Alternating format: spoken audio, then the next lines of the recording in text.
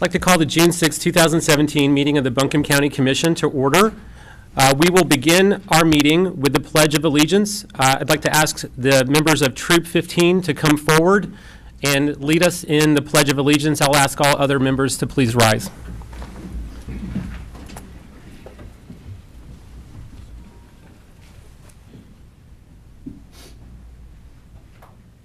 I pledge allegiance to the flag of the United States of America and to the republic for which it stands, one nation, under God, indivisible, with liberty and justice for all.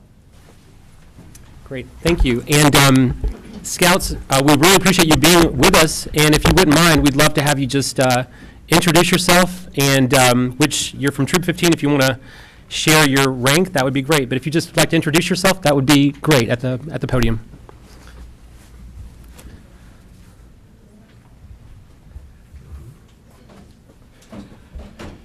Hey, my name's Ryan Donnelly, and I am an Eagle Scout.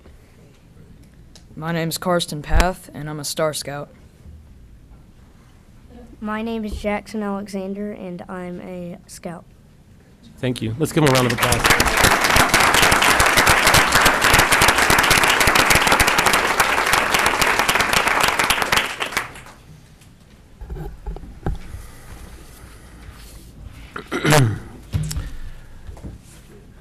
As we begin our meeting this evening, I'd like to ask for those who are with us to reflect on this day, June 6, 1944, 150,000 troops from the United States, Great Britain, and Canada landed on the beaches of France in the English Channel to end the occupation of Europe by the forces of Nazi Germany. More than 9,000 Allied soldiers were killed and wounded on D-Day, but through their sacrifices, the restoration of democracy and freedom to Western Europe was begun. President Franklin Roosevelt said, "They fight not for the lust of conquest, they fight to end conquest. They fight to liberate." Before we begin this meeting, let us have a moment of silence to remember and reflect on the sacrifices and accomplishments of the American and other Allied soldiers who served our country on this historic day.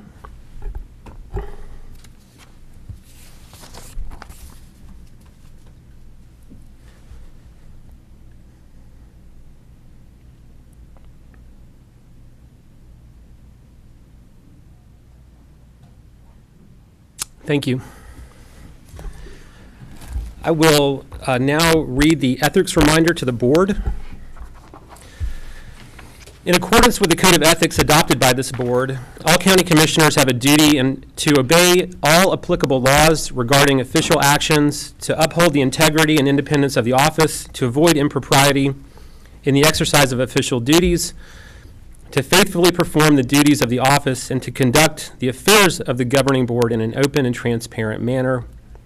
Is there any item on the agenda, the outcome of which would have a direct, substantial, and readily identifiable financial impact for any board member?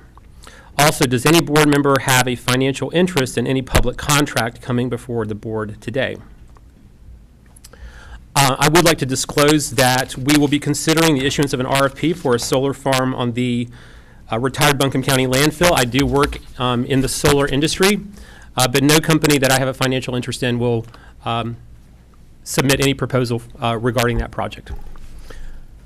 Hearing no others, all members of the board have a duty and obligation to vote on all matters that come before the board today. All right, we're now at public comment. The time limit for individuals to comment to the board is 3 minutes. If your time expires, you may leave any question along with your name, address, and phone number with the county manager. Board members are not expected to comment on any matters during public comment. This is your time to speak to us. The board reserves the right to deny public address on any subject previously presented to the board during the same meeting. Are there any members of the public who would like to speak to us today? I'll start with County Commissioner Carol Peterson, great to see you. Thanks for being with us.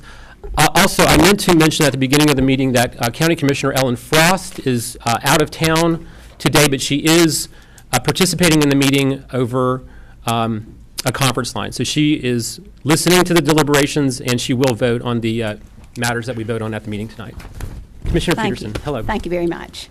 Good afternoon, Commissioners Wanda and John and Kathy and Tim and Bob. Good to see you all. My name is Carol Peterson. Bruce and I live in the beautiful Cane Creek Valley in Fairview. My purpose here today is to thank County Manager Wanda Green for devoting more than 2 decades of her life to the care and well-being of the citizens of Buncombe County. She's been recognized locally, statewide, and nationally as an exemplary manager, as she has guided county commissioners, and I'm sure you're well aware of that, county commissioners, county staff, the education community, business leaders, community organizations, and all others who appeared at her door to provide county core services of education, public safety, and human services to Buncombe County citizens at the highest level possible. As you move across Buncombe County, you can see construction of new schools, libraries, a new court building, which is referred to as the Judicial Complex, community centers, a perpetual landfill, family justice center, public safety training center, the addition to the Health and Human Services building, community use parks, parking decks, the animal shelter, the life safety tower, and the renovation of the historic courthouse, to name a few. Those are just the ones I thought of this morning. All of these things were a result of the organization and management of our county manager. These are things that you can see and will remain in the vision of the public for many, many years. However, there are some things that will not be visible to the general public. These are extremely important to the financial stability of our county. A AAA bond rating, low tax rate, job creation, and new business openings. Again, under the leadership of our county manager and dedicated staff, many of whom are here today. The final point I would like to make is this: relationships matter. And Dr. Green has built solid, enduring, trust-based relationships with people across not only our county, but across the region and the state. She listens, and she gives advice based on her years of county government experience. We, the 253,178 citizens, and probably more have moved in since we've been talking, of Buncombe County are fortunate to live in a place where our county government has been managed by Dr. Green, and we thank her.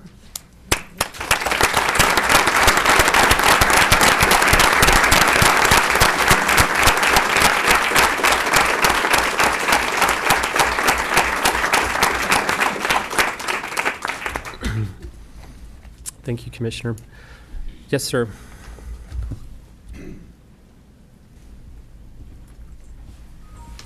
And please state your name and where you live. Hi, my name is Dave Hollister. I'm the co-founder of Sundance Power Systems and the Alliance for Energy Democracy. And our business, Sundance Power, resides in Weaverville in Buncombe County. And I also sit on the Energy Innovation Task Force and help conceive the idea along with Brownie and Julie and several other folks. And I want to express my gratitude for the county and the city for stepping up to the plate and having this conversation, because it's one of the most important conversations we could be having right now. You know, every generation has an opportunity, can see risks and rewards, and we happen to be living in a time of transition, and we need to have people that are having this vision and foresight. So I would like to really express my support for the recommendations of the Energy Innovation Task Force, and Specifically, there's with regard to the renewable energy aspects of these recommendations. You know, right now, the county and the city and all municipalities really have the ability of adopting renewable energy, and it's quite frankly one of the best long-term investments we can make for our communities, both from a financial standpoint as well as an environmental and social standpoint. And you know, this money is going to help really create what I call the structural DNA of the county to be able to adopt these systems and own these systems. The true value of these systems comes through the ownership of the system. When you have somebody else own the system, when you have other people sell you the power off of renewable energy systems, our community just does not benefit the way it does when our community invests directly in these systems and owns them. So I'd like to really urge you all to consider these allocations of resources and the recommendations from the EITF to really make this happen. We need to step forward. There are other communities in the country that have made these steps and are doing this right now. So this is not the bleeding edge. This is something that we know how to do it, and I urge you all to take that step to make it happen here in Buncombe County. Thank you. All right, and yeah, sure. And hey, I'd like to ask folks to not applaud or if you disagree with something, no booing, of course, either. I will make an exception for the comments about Dr. Wanda Green, which I really appreciate and share, but let's not applaud after each speaker. Yes, ma'am. Thank you for taking the opportunity to hear from me. My name is Liana Joyner. I've been a resident of Buncombe County since 2004. I do live in West Asheville. And like many of you, I bet if you took just a brief moment to think about a happy memory, they're probably, like me, something that occurred outdoors with people that you care about. As a board member of Connect Buncombe, I'm here tonight, first of all, to thank you for Buncombe County Commissioner's leadership in coordinating the efforts to support the Metropolitan Planning Organization and the Tourism Development Authority spending on the Woodfin Greenway and Blueway project. It's a pretty significant, audacious undertaking, in my opinion, and I'm pleased to see us moving in the right direction. I think that it really demonstrates that the vision and the momentum for Greenways is carrying forward. You've probably heard that Connect Buncombe held a really wonderful event a few Fridays ago on growing Greenway success. And among the takeaways from this are tangible benefits that Greenways offer a county like ours. Tourism to the Virginia Capitol Trail from Richmond to Williamsburg, Virginia, had 550,000 visitors in just its first year. And east of here, the bike trail on the coast of North Carolina has a 9-to-1 annual return on investment. Pretty powerful stuff.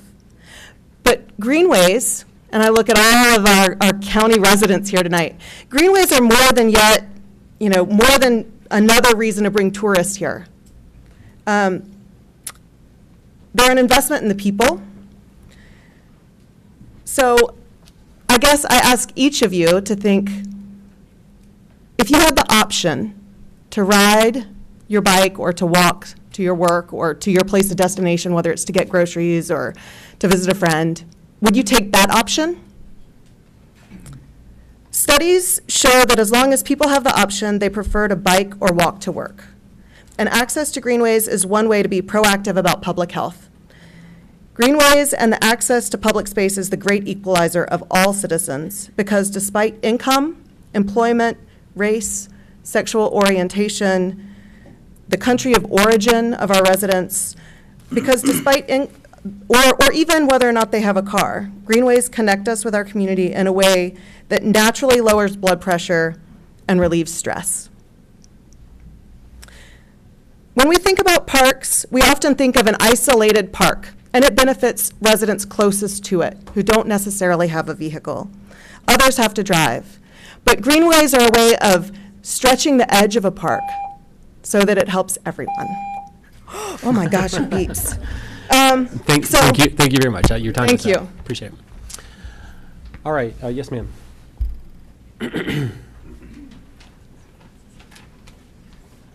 Good afternoon. My name is Jessie Wilder, and I am here representing several East Asheville associations. Can I have a minute of leeway since I'm representing a lot of different organizations? How many folks need to give it their, so our policy is that 8 folks who are here need to give up their time to speak during public comment. So if there's 8 folks who would raise their hand, and again, just recognize you, you won't be able to speak during this public comment. Okay, I see 8, so you have additional time. Great, thank you. So I'm here this evening to speak first in a word of thanks. We want to thank the Commission and the county staff for the opportunities that were presented to the East Asheville community over the winter to provide input for what they felt was needed and wanted in our new library and community space. People felt heard and were encouraged by the process. Secondly, we want to thank you and the city officials for working together and discussing what options are available should the library be built at the existing site owned by the city. With the loss of the community center to Leaf, East Asheville residents have had problems trusting that the city cared about the needs of the residents, and it was good to see that they were engaged in the process of discussing options for the new library.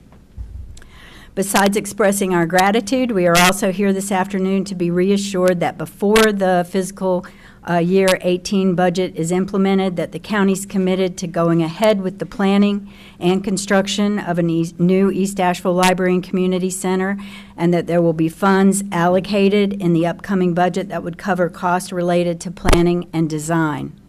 We also want to share how important we feel it is for the county to have full responsibility for the new library if it remains at the current site. There have been problems related to maintenance on the outside of the building in the past, as the city has not seen the library to be a priority. We recognize that the handshake agreement between the city and the county that we've been operating under in the past has worked in some ways, but with this new undertaking, the residents feel that having one entity responsible for the new library will be beneficial to all involved. When I last spoke in front of this commission a year and a half ago, we requested 3 things. One was that the county and city start talking with each other regarding the current library space to determine if it was possible for our future library to remain in that location and what that would look like. And we feel like we are well on the way in that aspect of that request.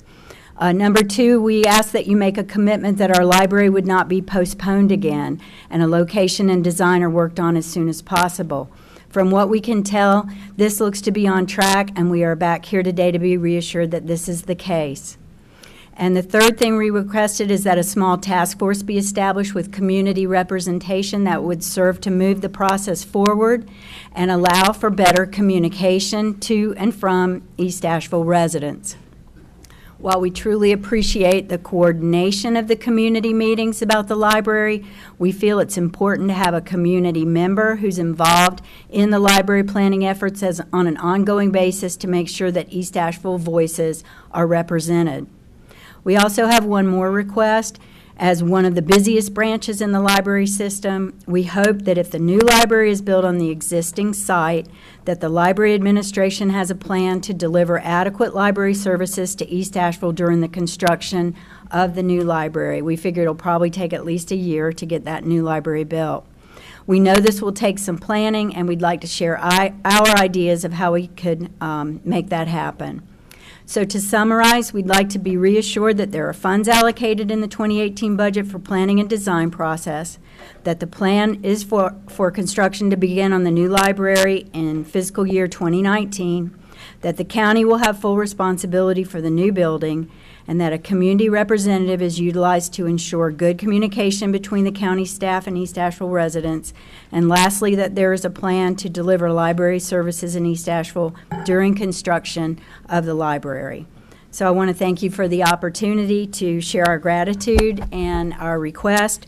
We really feel that this project has the potential to demonstrate how a partnership between the city and the county and community residents can build a library and community space that will meet the needs of our community for another 50 years. So thank you. Thank you. All right, we'll go with this gentleman over here.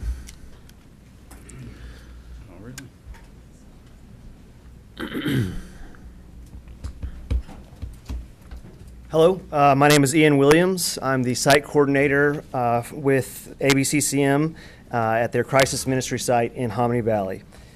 I'm here on behalf of Reverend Scott Rogers and ABCCM, who is owned and supported by 282 churches in Buncombe County. These churches are estimated to have between 70 and 90,000 members, and who contribute 5,600 members, volunteers to serve their neighbors, the residents of Buncombe County. I'm here on behalf of Reverend Rogers, who regrets that he can't be here, but he's spending time with his granddaughter. And he asked me to share the importance of our partnership with the county, which has lasted for over 30 years.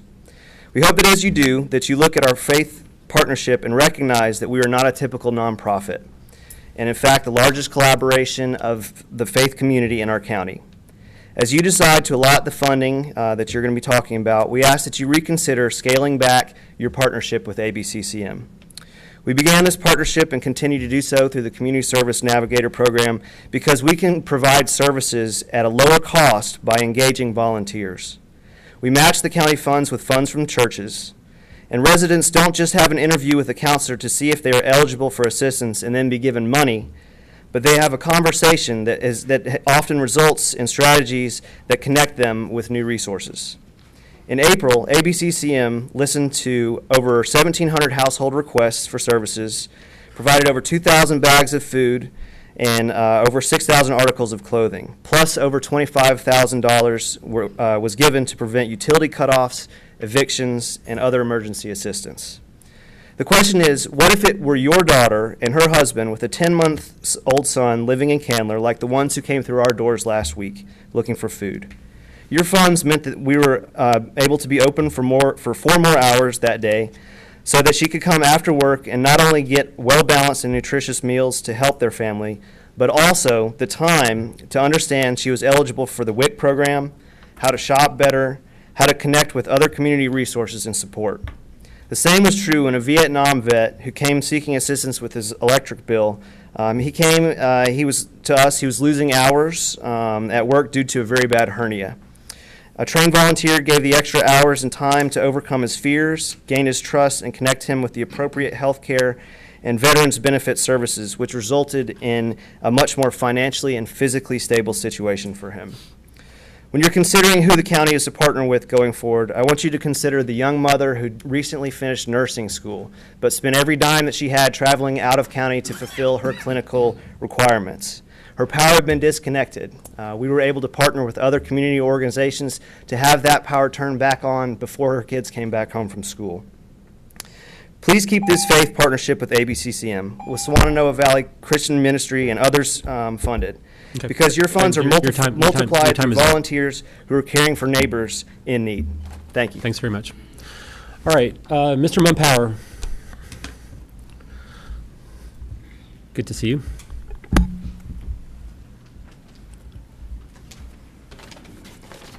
Good to be in a room with a bunch of engaged people. Thank you for this opportunity. My name is Carl Mun Power. I live in Asheville.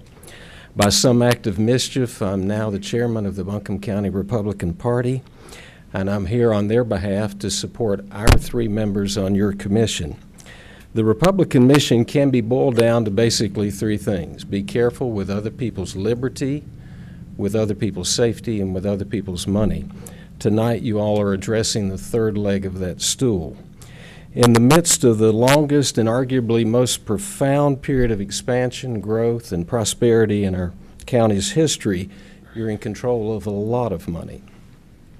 That's a concern as surely as it is a blessing. We all know that cycles have cycles. There's bust and there's boom. To the extent that Buncombe County residents are standing under a tree with $500 million of debt on it, that's something we need to pay attention to.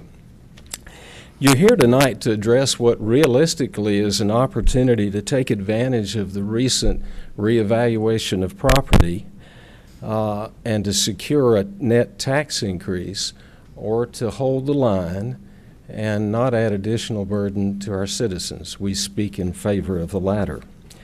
To the extent that there's been an unprecedented flow of jobs, shoppers, and new development in our county, we're blessed to have county coffers that have exceeded income projections by rather dramatic numbers.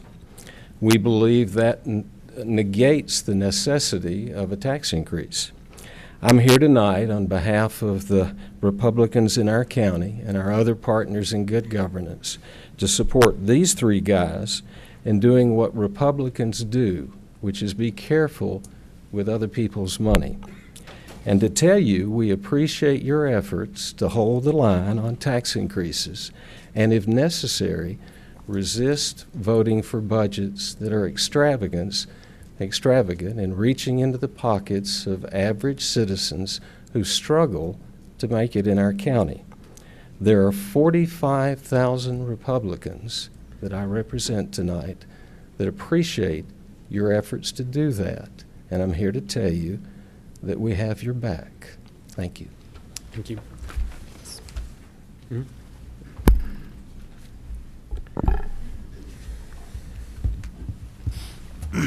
Hello, my name is Dr. Catherine Horton. I'm with local nonprofit Community Roots, and I also represent the North Carolina Climate Solutions Coalition, which is a coalition of 29 nonprofits throughout the state that are working to get us all to 100% renewable energy by 2050. So I'd like to comment on the EITF proposals, which, as Dave was speaking about earlier, I fully support. There's some wonderful ideas in there, and I celebrate the fact that we even have this task force. This really needs to happen in order for us to move forward with climate change. But what it doesn't do is address the elephant in the room, which is methane. So we have all these ideas about how we can save energy, how we can put some solar panels on some buildings, but we're not addressing the fact that we're about to shift our entire electricity production to natural gas, which is 90% methane. And methane, for those of you who don't know, is about 100 times more potent as a greenhouse gas than carbon dioxide. So we're doing all this wonderful work to reduce our carbon imprint, which needs to happen. And we're moving away from coal, which obviously needs to happen. But we're replacing it with another source of energy that is going to accelerate climate change. So 2014, 15, and 16 were the hottest years on record globally. 2017 is turning out to be the same. People were expecting 2017 to be a little cooler because El Nino has shifted. That's not happening. It's accelerating. And there's a big chunk of the Antarctic ice sheet is about to dive into the sea. So if we continue working on all these ways to conserve energy and all the other things that are in the EITF proposal, it's going to help.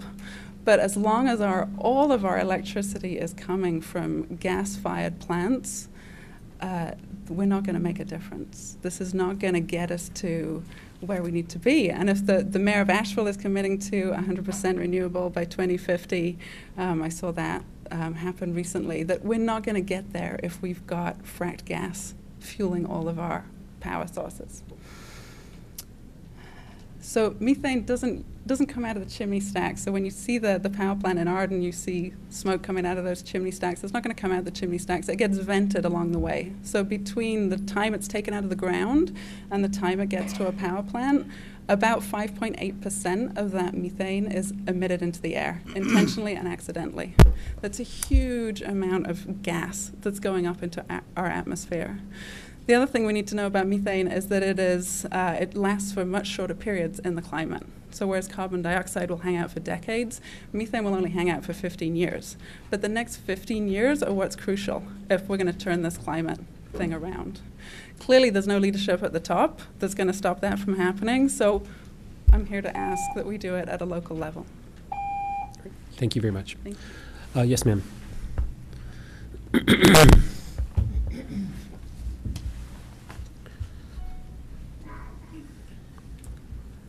Linda Van Heusen, I'm a Nashville resident. I'm here to speak to the Community Navigator pop-up program. My partner and I are volunteers at Manna Food Bank, and we also volunteer to drive the truck to deliver food to Pisgah View Apartments. And we have had the opportunities to see the very desperate need these people have for food. And it's been very rewarding, and they are very appreciative of what we do. So we think it's important that these programs continue not only for Pisgah, but for other community outreach programs. We look forward to maybe you finding in your budget some money for us to continue that program. Thank you. Thank you. And just as a reminder, there will be on the general budget here. There will be a general budget hearing as well, so there'll be an opportunity to comment then as well.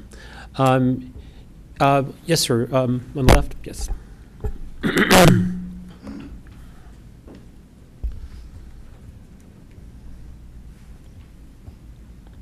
Good evening. Good evening. My name is Robert Simmons, and I am a Buncombe County navigator, now called Connectors, that this young lady just spoke about.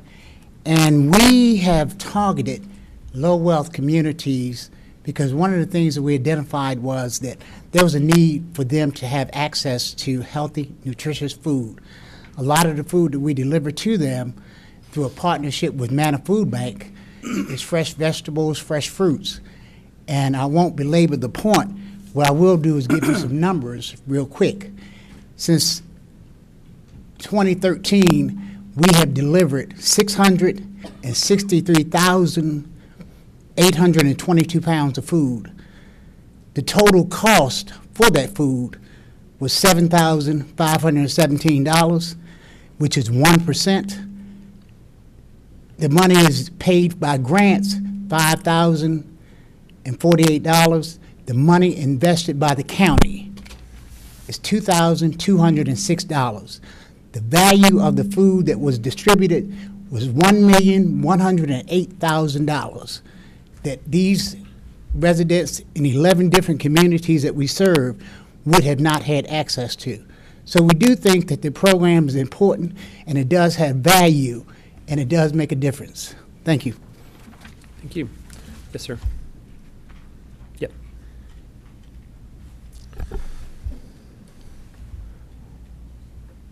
My name is Tyler Garrison.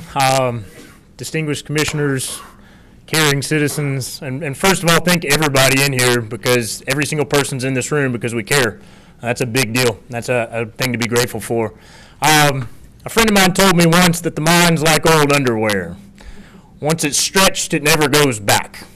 And I open my 2 minutes, to stretch a couple minds if I have any luck at all. For those who care about the next generations, those that feel like we have a legacy as citizens to leave for our children, for those that are parents, you have to care about climate change. You have to care about global warming. This gets talked about as a partisan issue sometimes, or as a political issue. It is not. We are dying. I don't know any other way to say it than that. This is not down the road. This is not in the future. Talk to the farmers in the Pacific Northeast who currently can't fish rivers that they fished generationally since time immemorial. Talk to the farmers that have had to leave generational lands because of unprecedented droughts. This exists right now. Or how about the 2/3 of the world's population that is in climate or in water deprivation as we speak? I care about my little girl. She's 3 years old. And I know y'all have an immense task with a lot of things on your plates, a lot of budgets and a lot of things. But we will look back, and our generations that follow will look back and ask, what did you do when you heard about climate change? What did you do? Did you not notice all the scientists? Did you not read the reports? Did you not understand that, when they say, the one thing that's not disagreed on is we're in the Holocene extinction. Does anybody know what that is? The Holocene extinction is the 6th mass extinction of this planet. There's been 5 others before now. The background rate for extinction, it is a naturally occurring phenomenon, is 1 to 5 species a year. We are 1,000 to 10,000 times that rate as we speak. This is not a debatable fact. The question is, what are we going to do about it? And as the young lady mentioned before about methane and these other options, I have talked to the cities like Palo Alto, where it is 40% cheaper. They're all 100% renewable. They did so 17 years ahead of schedule, and I asked them why. This was the CFO of Palo Alto. He said, because we couldn't afford not to. It was, the contracts were so agreeable to our community. They now operate 40% cheaper than PG&E, I believe is what it is, in California. So as a concerned citizen, I know y'all have got a lot on your plate, but you don't have anything else that threatens our children's future like this. Nothing, period. Please do something, because nobody else is able to. Thank y'all for representing us. Thank you for being here. Thank y'all for being here. Thank you. Beth Matska.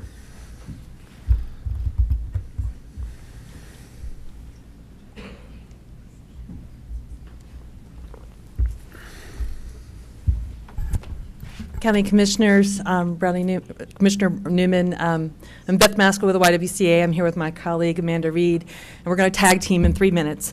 I'm here to give you a brief update on our swim equity proposal that is before you, to let you know that we are working very diligently with Asheville Middle School to provide swim lessons to 200 sixth graders during PE classes to really address the disparity between swim lessons for particularly children of color. And we are proud to say that we have $22,000 secured. We have another $60,000 pending in grants that we will find out in September and in October. Our request for you for $20,000 is really important for us to launch this program this summer. This next, the beginning of the school year. And I wanted to let you know that brief update. We have several other proposals in front of you, but I want to turn it over to Amanda to share good news about our Mother Love program. Hi, my name is Amanda Reed. I'm the Director of Women's Empowerment at the YWCA of Asheville. So I currently work within the Mother Love program. The Mother Love program supports pregnant and parenting teens in Buncombe County. As you may know or may not know, 74% of pregnant and parenting teens in North Carolina don't graduate high school. But within our program, we have a pretty high success rate. Right now, we have 13 seniors. 10 of our seniors will be graduating this June, and then 3 of our seniors will be graduating in August. So we're hoping to continue to celebrate and support and encourage our teen parents to make sure they know that they can graduate from high school and that secondary education isn't just an unattainable goal. It's a goal that they can reach and that it is integral for their families to succeed. So thank you so much for hearing from us. Thank you. All right. Yes, ma'am. You can go next. And then the person behind her. You can go after her. Yeah.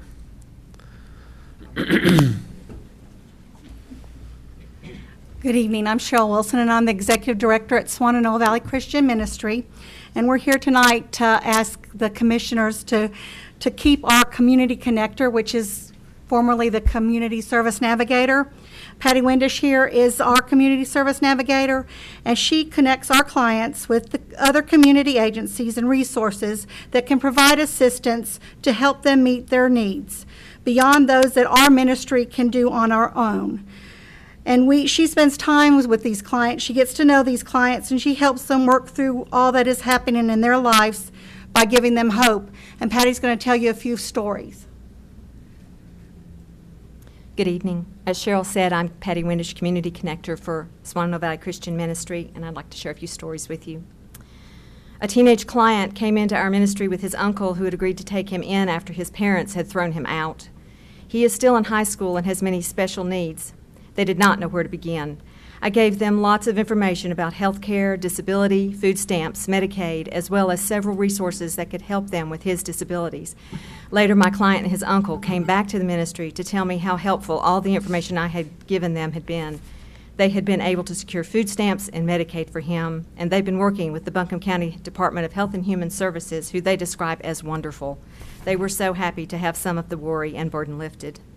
Another client was being harassed by her mortgage company over the appearance of her home and not over payments, as they were taken directly out of her checking account. They were also trying to entice her to take out another loan. I advised her to contact Pisgah Legal Services, and in a few weeks, I learned that the client had met with Pisgah Legal Services, who wrote to her mortgage company advising them to stop harassing her, which took care of her problem. I keep a jobs bulletin board in SVCM's lobby.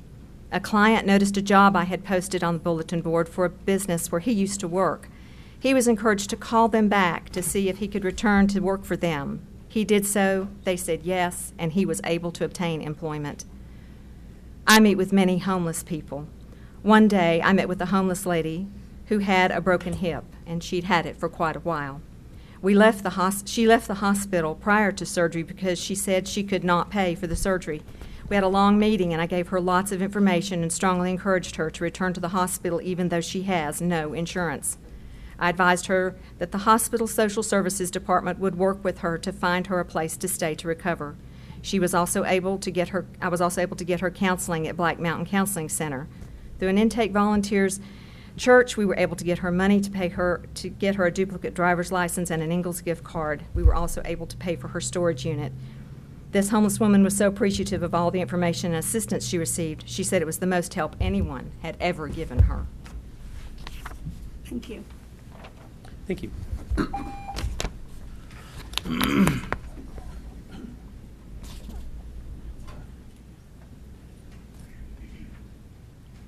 Hello, my name is Jamie Fredrick. I'm a resident of Asheville. Thanks for this opportunity, and thanks to everyone who showed up and cares and is doing something to make our community a better place. I'm here in regards to, I saw on the agenda that the EITF is going to be giving some recommendations tonight. That's correct? That's right. And looking over those recommendations, it just really struck me that they aren't enough to address the problem at hand. And I really want to encourage the county commissioners to choose to do more than those recommendations. As Dr. Houghton and Tyler mentioned, this is a problem with a huge scale. I mean, we're seeing the ocean levels rise, the temperature of the earth rise, and this is really a time when we as a community need to come together and do what's right for the future generations. I mean, I consider if 30% of people did weatherize their homes and drove less and, put solar panels on their houses and all that kind of thing, I mean, we would get a little bit better, right? But if we all band together to make huge change, to change the way that we do things, then I think that a lot more is possible. And so, what I would like to see is a commitment from the county to go 100% renewable, to say that we don't want to build more fossil fuel infrastructure, but instead we want to use our resources to build renewable infrastructure, and to take seriously the threat of climate change. So that's really all that I had to say. Thank you all so much. All right, thank you, Ms. Fredrick. Go over here, yes. And who else wants to speak after this person? We'll go with you next, so you can be ready. Hey. Okay. Hi, my name is Maggie Adams, and I'm here tonight representing the Buncombe County Community-Centered Health Home, which you might have already recently read about the doula program in the Asheville Citizen Times. Just this week, our collaborative was granted a grant from Blue Cross Blue Shield on the notion that we're already going to be continuing to support initiatives that were happening on the ground in Buncombe County. If you didn't already know, black babies die at 3.1 times the rate that white babies die in Buncombe County, and this is what our grant is our initiative is trying to focus on.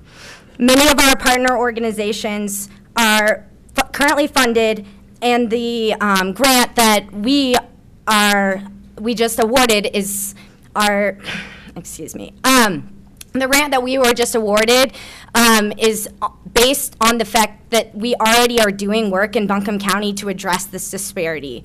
For instance, the Mother Love program, the Getting Ahead program from the YWCA, the Community Service Navigators with ABIPA, Pisgah Legal Services, Children First Communities and Schools, Nurse Family Partnership, all of these programs that are already doing the work need to continue to be supported. And if we don't continue to have that support from our own county, then we can't get support from additional funders to continue to help to support this initiative. So I urge you to continue to support these organizations and these initiatives that are already putting the work in. Thanks.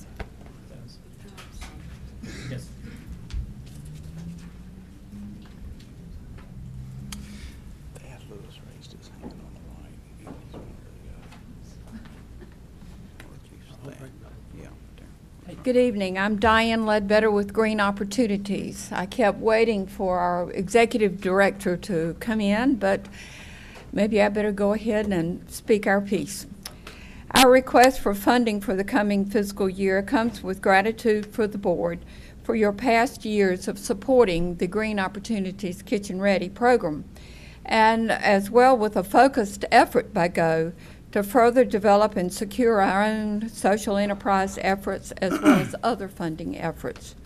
I am pleased to report to you that in spite of a recent article that our documented records show that Kitchen Ready had 18 new students enrolled in the program for this year, for a total of 32 new participants at the end of the third quarter, which is 86% of our yearly projected goals.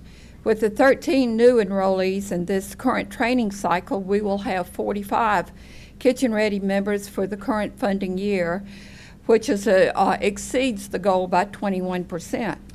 GO has met and exceeded our enrollment goals over the past 3 years. The success of this program and our graduates has been recognized in the by the Kitchen Ready Cabinet and featured in articles in Mountain Express and the Asheville Citizen-Times. The change in leadership with GO has brought about a renewed vision and energy by the organization, the board of directors and staff. Training programs have been restructured that focus on student and industry needs. Recent changes and development staff duties adds extra effort to develop local giving in addition to grant funding. These changes and renewed energy have added stability and growth in programming and community support, both financially and corporately. We have had many new requests for contracts with our Ready to Work Go staffing program, and this has led to this new program that has been added, the Ready to Work. The executive director has also added the vision of exploring flexible options to training that places GO students with other training programs, and we will continue to offer the case management services. You have seen our articles in about our homework diner participation. Kitchen Ready participates by providing the food to these middle school programs for the extra effort to get that homework done and support the parents. Thank you so much again for your support, and we look forward to continued work with you. Thank you. Yeah, this young man, and then you can be next. Okay, great.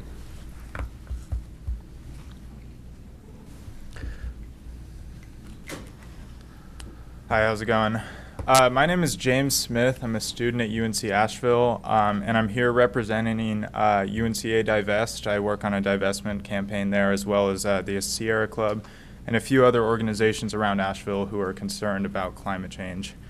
I don't have like a written speech, but I just want to try to convey this sense of urgency that I feel as a young citizen who is the future of the planet. And, you know, I've seen people come up here and talk about what are we going to do for the future, but I am the future. You know, these decisions are going to directly impact my vitality as a human being.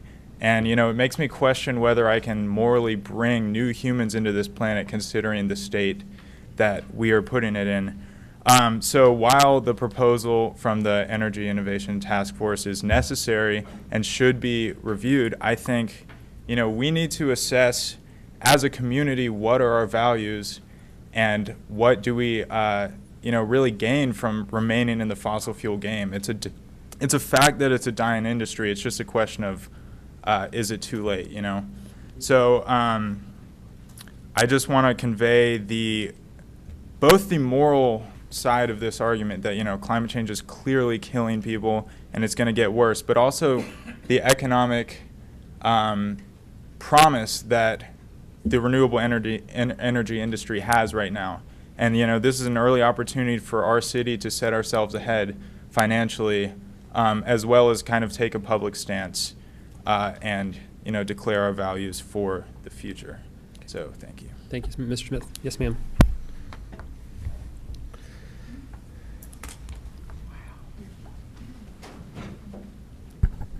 Good evening. I'm Gail Solomon Canty. I live in Weaverville, North Carolina, and I'm here today both as a concerned environmentalist and a proud member of the Western North Carolina Sierra Club. You are here as public servants, and I thank you so much for your service. And as part of that, you are here at the right time because you can make a difference. And I'm asking you to consider fully funding the recommendations made by the Energy Innovation Task Force. This is the time where the rubber meets the road. If people do a lot of work and make some good suggestions, they'll do no good if they're not funded and enabled to be put into action. So I'm asking you to please fund me fully. Granted, I agree with what the other speakers have said about climate change. I do agree that we can't ignore it. But concrete suggestions that will make a difference should be considered and funded. Thank you very much. All right, thank you. Let's do these folks here over here on the left. Ms. Baldwin, and then the person next to you, you can go next.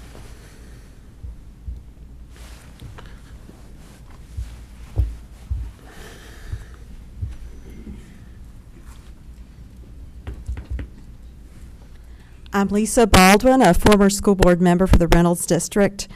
I want to encourage you today to challenge the school board to be innovative in their budget. They haven't been held accountable before, and you all have been so kind to give them everything they've asked for. You do care about our children, but we need to hold them accountable. And you see before you in your materials a decline in Buncombe County school enrollment of 1,268 students since 2014. Many parents are taking advantage of North Carolina's school choice program, enrolling their children in public charter schools, and lower income families are applying for the North Carolina Opportunity Scholarship to send them to private schools that may meet their children's needs better. 10% of Buncombe students are homeschooled. What is the school board doing to attract and retain students, effectively competing with these charters, homeschools, and private schools? Yes, we do have the standalone STEM high school, but this accommodates only 5% of our high school population. What about the other 95%? And what about the other 40 schools, not the STEM high school, but the other 40 traditional public schools where the status quo remains? And what you see before you is a status quo school budget.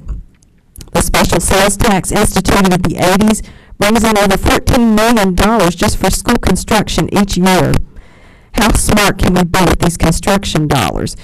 You can ask for flexibility from the legislature to spend these on teaching and learning. You can also go to the local government commission and the state treasurer's office and ask for flexibility. There are many ways to be flexible with education dollars. Why not consider STEM middle schools using that construction money to fund science labs that are state-of-the-art and technological advances? Why not calculate international baccalaureate schools? Academic rigor will attract parents. For example, Cannon Creek Middle School boasts the largest number of AIG students. These gifted students are not receiving educational opportunities that challenge them. Boredom and discipline problems have resulted from the lack of rigor. Why should students have to wait until high school to take honors in AP or IB classes? So I hope you will consider how the dollars are allotted, and that money can be focused on the classroom for teaching and learning and for challenging our students so Buncombe County could be #1 in the state or even the country for their innovative types of education models. Also, I want to mention the fact that you've got so much money coming in right now from sales tax revenues from the Asheville outlets. You revalued our homes. There are so many ways that you can utilize these extra funds, and one of them is putting money back in our pockets so we can use that money to stimulate the economy and make choices for ourselves. So thank you so much for your time.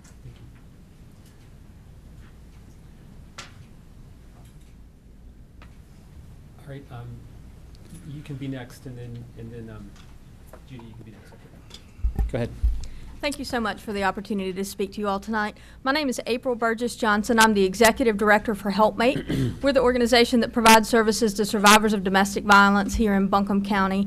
And I just want to start by saying how deeply grateful we are for this Commission's continued support of families here in this county. I'm proud to live here where I know that families are encouraged to be safe and healthy and are well supported by their community. The Centers for Disease Control tells us that 1 out of every 3 women and 1 out of every 10 men will experience domestic violence at some point in their lifetimes. That means that right now, at this moment, there's more than 30,000 people living right here in Buncombe County in a home with somebody who once promised to love, protect, and care for them, and instead has used their trust to abuse, control, and manipulate them. We owe it to the citizens of our county to make sure that if this type of abuse strikes in their home, they're able to reach out and quickly and effectively get the help that they need. For almost 40 years, Helpmate has provided services to survivors in this community. Last year alone, we served over 2,500 victims, and this year, we're on track to serve almost 3,000. Those services are broad and wide-ranging, ranging from our emergency hotline, where somebody can call us 24 hours a day, 7 days a week, to get the support that they need, to emergency shelter that we provide to the highest vulnerability survivors in our community.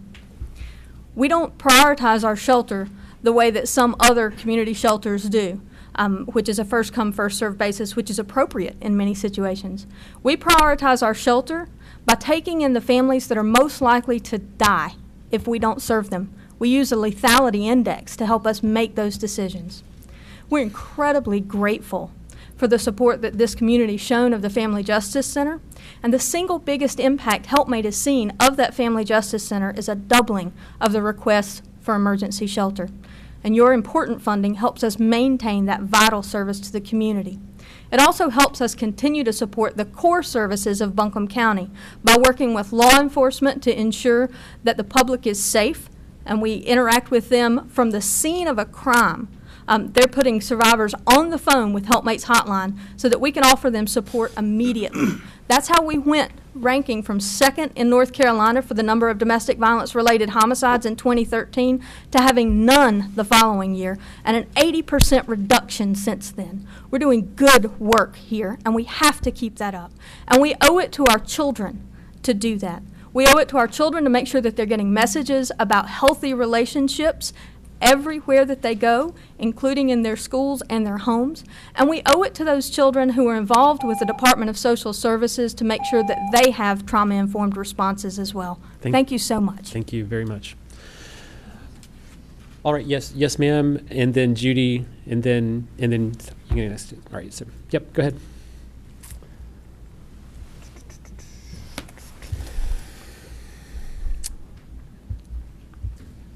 Hi, my name is Ellen Brown. I'm a resident of Woodfin, a member of the Sierra Club, and I've recently become a published author about the New York Adirondacks, the early preservation movement. I do not have much firsthand experience with local politics or government, but I've seen enough of our national politics in recent months to be feeling alarmed and anxious, especially about all the agencies that are being gutted and the laws being reversed, especially concerning our environment. With that in mind, I wish to express my hearty support for the work being done by the Energy Innovation Task Force and hope that you will provide them the funds that they are requesting. It makes good sense to me that we should look for ways to support renewable energy systems in public buildings and schools. It also seems vitally important that we help those trying to survive on limited incomes, including seniors like me, and help them weatherize their homes. And having worked as director for several nonprofit organizations, if it is possible to help them improve their energy efficiency, I'm in favor of that too. Thanks for giving us this opportunity to speak. Thank you.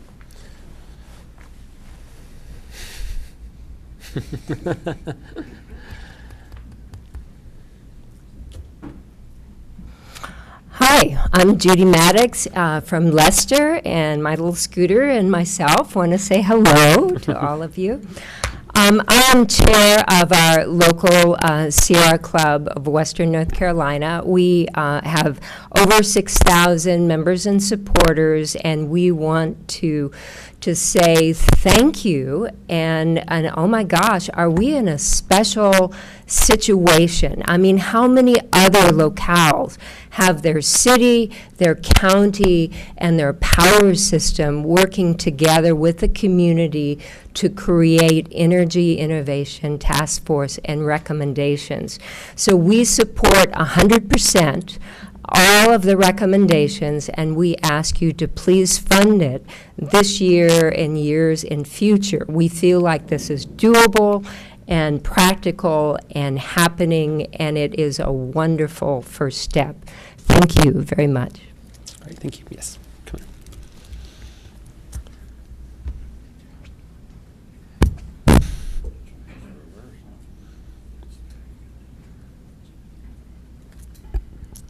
I'm Ken William from Leicester, and I would like to, first of all, thank all of the members of the commission for the steps you took earlier this year to replace light bulbs in schools and to make investments to save the taxpayers' money. Thank you for doing that. You've got another opportunity by fully funding the Energy Innovation Task Force to do another really great thing, not just for the environment, but for the citizens of this county. It makes a lot more sense to me as a ratepayer to make an investment of $560,000 this year to prevent a $100 million investment that's going to be paid for by us as ratepayers. If they build that peaking unit, we as taxpayers and ratepayers are going to pay that bill. We can avoid that. And to me, that's just a smart decision for you as stewards and leaders of this county. Secondly, we've got jobs at stake. If we start weatherizing low-income housing, we can put people to work. If we start doing the things we need to do to reduce expenses for the nonprofits you support, ultimately you'll end up saving taxpayers' dollars because they'll be more efficient, spend less money on energy and more on delivering services and not have to continue to ask for more money. So it makes sense economically as well as doing the right thing for the environment. So again, I ask you to please consider full funding of the Energy Innovation Task Force recommendations and do it because it's the right decision for us as citizens of this county. And then you can be next, and then you third. Okay, right. Go here. Hi. Hello, my name is Kimberly Williams. I live in Asheville, and I would like to tell you a couple of things. I'm on the board of Friends of Connect Buncombe, and I'm also a Greenway planner and designer, and I work regionally as a consultant.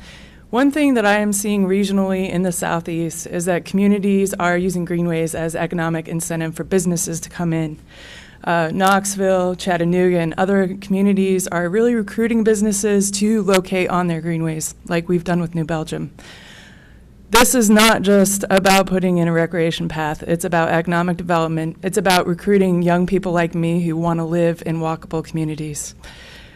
One thing we hear from all the people we do thousands of individual outreach a year for greenways, is where are the greenways? Why don't we have more greenways? Well, the good news is the county is really up in the game in supporting greenways.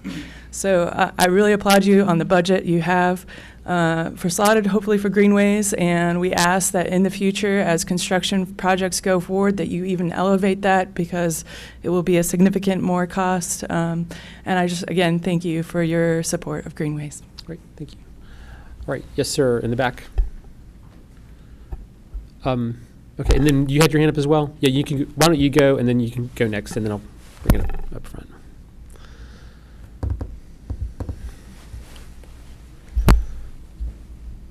I don't know how you guys keep up with all these public comments. I really don't.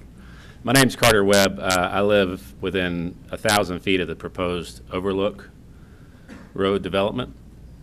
I'm also the president of the Oak Forest Property Owners Association in Oak Forest, a neighborhood that was built in the 60s. On June 14th, the Board of Adjustment is scheduled to meet and vote on the conditional use permit for the 25 acres of property, the proposal to build about 230 apartments and 30 townhomes. It's near the intersection of West Ridge and Overlook. I actually live on West Ridge. As the president of Oak Forest, the residents of Oak Forest have expressed concerns about some of the following with this new development that's out of character for the area. Obviously, the issues with traffic on Overlook Road. Overlook's pretty busy. It's a 2-lane road that goes in between Hendersonville Road and Long Shoals. Increase with traffic on West Ridge and in our neighborhood of Oak Forest is a huge concern. And safety on Overlook Road. A lot of people who have come up tonight have talked about greenways and climate change. Lack of walkability is an issue around there. And we don't feel like it's the best use for the property considering the area it surrounds. It's a residential area. You have Biltmore Park. You have, it backs up to the Ramble and Oak Forest. So what I'm here for is to kind of put it on your radar. The meeting is next Tuesday. I believe that's right, June 14th with the Board of Adjustment. My understanding is the Board of Adjustment votes yes or no whether this project goes forward or not.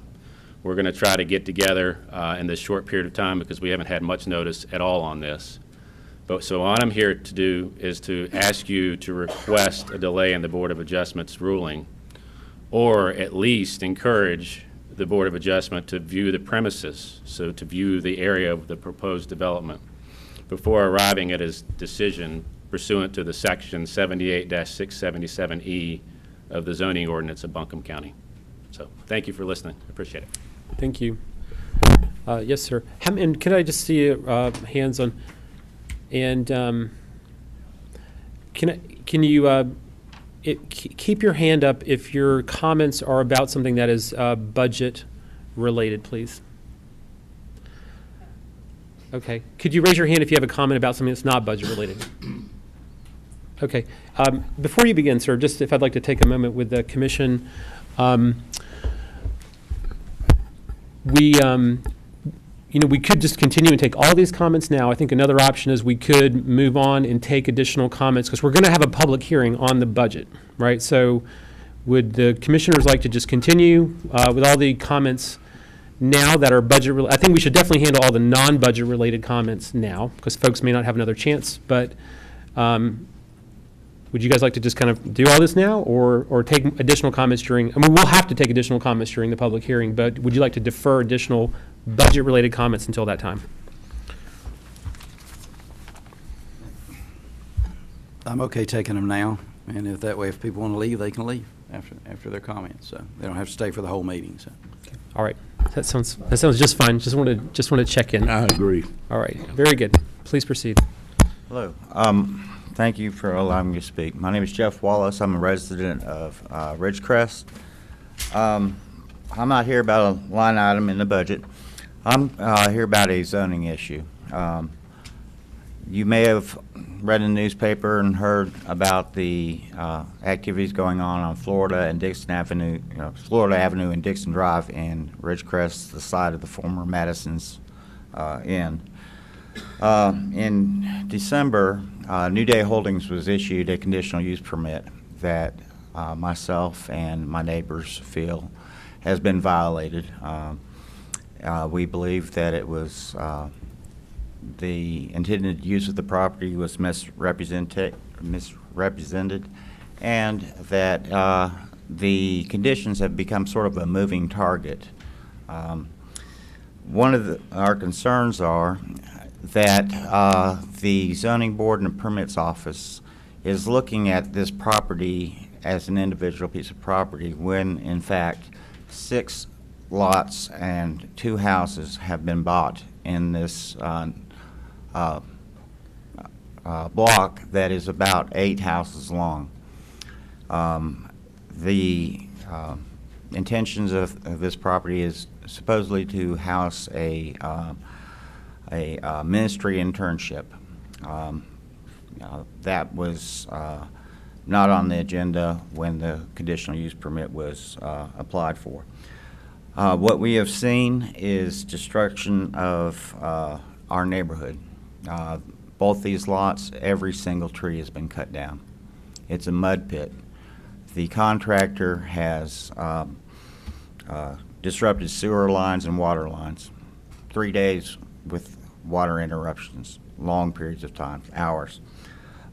We are concerned about the destruction of the road. Florida Avenue was paved by the state, or repaved by the state in February, is now potholed with gravel and road bond. We are concerned about the stress on our water and sewer infrastructure. To my knowledge, no application has been made to house that. The bottom line is that apparently this organization, New Day Holdings, wants to put in about 75 young ministry interns into our neighborhood in a one-block area. This is dead-end streets. And we are concerned about the character of the ownership of New Day Holdings, a fellow that was involved in the Seven Falls financial scandal that put banks under in this area. Appreciate the time. Thank you. All right. I believe you're next. And then we'll take you next, okay? McNair Ezzard from All Souls Counseling Center. All Souls Counseling Center is a partner with Buncombe County to help meet the demand for mental health counseling for the uninsured and underinsured members of our community, the working and non-working poor. Since the year 2000, Counseling Center has provided individual counseling services to over 15,000 people, resulting in improved health and helping to prevent overutilization of more costly community services such as emergency rooms and jails by people with unmet mental health needs. Fees are based on a sliding scale, but no one is ever turned away for inability to pay, and our therapists donate 70% of the care. The Counseling Center is a place of last resort for many people where care is easily accessed through one phone call, and clients often remark on self-reporting surveys that All Souls quite literally save their lives. Other behavioral health organizations serve people with Medicaid, Medicare, or other health insurance, but the Counseling Center is there for the people without the financial resources to access those organizations. One projection is that over 38,000 people in Buncombe County alone will be uninsured in 2017. This doesn't take into account the number of people who may have insurance but whose copays and deductibles are so high that accessing mental health counseling through their insurance is still out of reach. These are the people that All Souls Counseling Center seeks to help. Key informants of the 2015 Community Health Assessment ranked mental health as one of the leading health issues facing Buncombe County, with half of the respondents reporting that mental health care was the most difficult to access. And 2 of the county's health priorities are intimate partner violence and substance abuse prevention. As a safety net provider and due to support from Buncombe County, All Souls provides mental health counseling to victims of crime, domestic violence, and others. We also serve as a referral source for agencies working with people with substance abuse issues who have made their way into recovery. And All Souls also anticipates a collaboration with the county with regards to people seen through the Justice Resource Center and HHS services to provide mental health counseling. We will also continue our partnership with such organizations like Green Opportunities and Goodwill to provide counseling to people going through the workforce development programs. I appreciate the opportunity to speak to the Board of Commissioners and to ask for the county's continued support to help meet the need for mental health care in Buncombe County and to bridge the gap in services to our underserved residents. Thank you. Thank you. All right, you're next, and then, and I'm sorry, well, are you speaking? Me? Yes, ma'am. Yes. Okay, come up, and then you can follow her. Okay. And we'll come over here. We'll get over here in a second, right? Hey. Good evening, Board of Commissioners of Buncombe County. My name is Shannon Reese, and I live in the neighborhood of Oak Forest in South Asheville. And I'm here tonight to speak to you about the proposed apartment complex that is slated to be heard before the Board of Adjustment next Wednesday, June 14th at noon.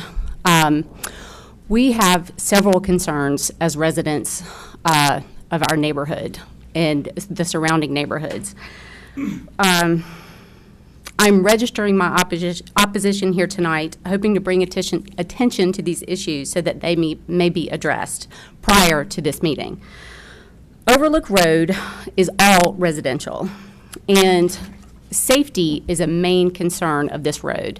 There are no sidewalks. I pulled Asheville police data today for the previous year, on Overlook Road, which is 1.2 miles in length, there were 23 traffic accidents. On Mills Gap Road, during that same time period, which is 5.2 miles in length, there were 12.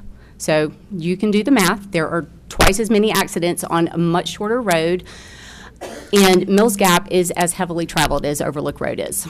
So that is obviously a concern, given the fact that there are no sidewalks, no place for people to walk, no way to get to the library, the schools, and with the concentration on greenways, as Carter brought up, this is a concern for us.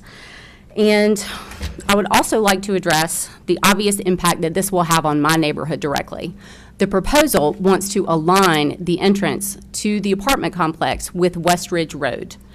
What that will allow is 400 plus, and this is a conservative estimate based on 271 units, to allow 400 plus cars per day to use our neighborhood as a cut-through with children and with residents trying to go about their lives. So this is a definite safety issue for us. And we walk, we ride our bikes. That is part of what we enjoy about Oak Forest. And there are no sidewalks in Oak Forest either, as it was built in the 1960s. Additionally, we have had zero opportunity to voice our opinions about this project. It just came to our attention because of the Board of Adjustment meeting signs that were posted on Friday of last week. This is a major concern to all of us because this will directly impact our quality of life, our property values, and our safety. As well as, let's not forget, the impact on our schools. And given the K through 3 classroom size mandates that are due to come online next school year, and this is a law, this is not a suggestion. Thank you very much. I appreciate your time. Thank you. Yes. No, I'm sorry. I'll get you. I meant the lady in the back, but. Am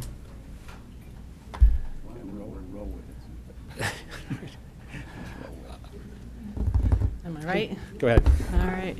You got to be more aggressive back there. These people are just gonna get in there. So, hey.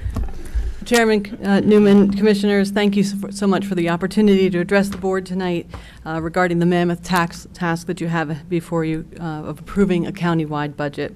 I am Paula Dinga. I'm an Arden resident, a veteran educator, and the president of the Buncombe County Association of Educators.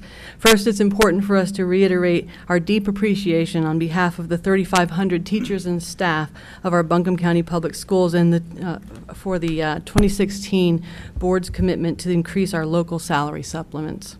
I've heard each of you speak in support of our amazing public schools, their students and staff, and the inspiring work that they're doing each and every day. Teaching is a calling that demands much, and the rewards are not usually expected to be financial. In fact, our salaries have been hovering in the lower 10 states of our country for quite a while. Our professionals, though, must earn a professional salary in order to attract the best and the brightest to our classrooms and to compete with neighboring counties and with private industries.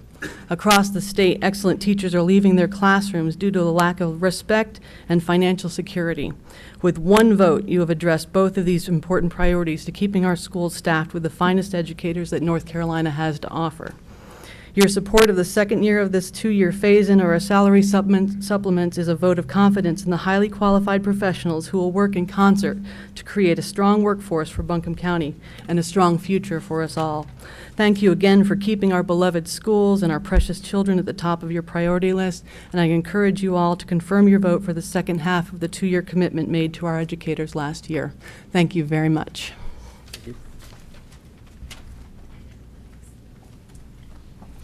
Hello, and thank you for your time. My name is Amy Nasta, and I live 52 feet from the former Madison Inn in Ridgecrest. I'm here to help save my neighborhood and to express my concerns of misrepresentation of the CUP permit that was issued in December of last year. I'm here because I'm concerned about the character of my neighborhood. I'm here because I'm concerned about the impact of this business that is going to be 52 feet from my house. I'm concerned about the impact of the number of people that are going to be in my neighborhood and how that will affect our housing value and our daily life. On the cut permit, I quote, "This was suggested to be a rooming house to accommodate affordable housing for ministry interns." This was a former bed and breakfast that had 10 rooms and 18 bathrooms. Currently, it now has 2 rooms, dormitory style, with 13 bathrooms. According to the Black Mountain News, the director, whose name is David Fredrick, who resides in Holland, who is the director and will see the day-to-day operations from Holland, he said this will be an in-your-face discipleship for millennials aged 18 to 25. This will be a 1-year experience. They are charging these students to come here, and they are going to do work because they, according to the contractor, Thomas Wright, said that these children have no work ethic and they're going to be there to work. What it is now, as opposed to the 10-room bed and breakfast, it's going to be dormitory sleeping for 30 to 40 singles. There will be a lounge, a cafe. There will be a school, a fitness center. This will be a hub for not only the singles that will reside there, but also for the couples, the staff, and the visiting educators, which will be visiting the neighborhood in the 8 houses that they, or the 6 houses that they now own, the 6 spots. There's also going to be a school and a church. There's been lack of transparency, and again, I live 52 feet from this, and no one has ever come over and said hello. No one has introduced themselves to me, and no one has explained what's going on. I have many of my neighbors that are here. We're concerned. We're left guessing with what's happening. Our delicate sewer system, I'm concerned about 75 people washing their clothes and cooking and bathing and toileting in our delicate sewer system. They talk again in the permit about the generous buffer that's there. Again, they have cut down every single tree. The only buffer that is there is my 6-foot fence. Without that fence, there is 0 buffer. They say on their permit that there will be less noise, less vibration, and less traffic. They have added a parking lot behind my house to accommodate 30 additional cars. I don't know how this will produce less traffic, less noise, and less vibration. They state that this will have a positive effect on our neighborhood. I talk to my neighbors every night when I walk. No one knows what's going on. This is not positive for any of my neighbors, especially me. Thank you so much for your time. Okay, all right. Coming up, and then Pastor Hardaway, and you can go next. Okay. I'm sorry. I meant this other young lady, but we will get to you. We will get to you. Sorry. Hi, my name is Susanna Park, and I live here in Asheville, and I was born here in Asheville, and I love Asheville. And who here likes swimming? Tubing, climbing our mountains? If that's not all y'all, what's wrong? Come on, hands in the air. Really? You guys don't want to do any? Who lives in Asheville and loves living here? All right, come on now. All right.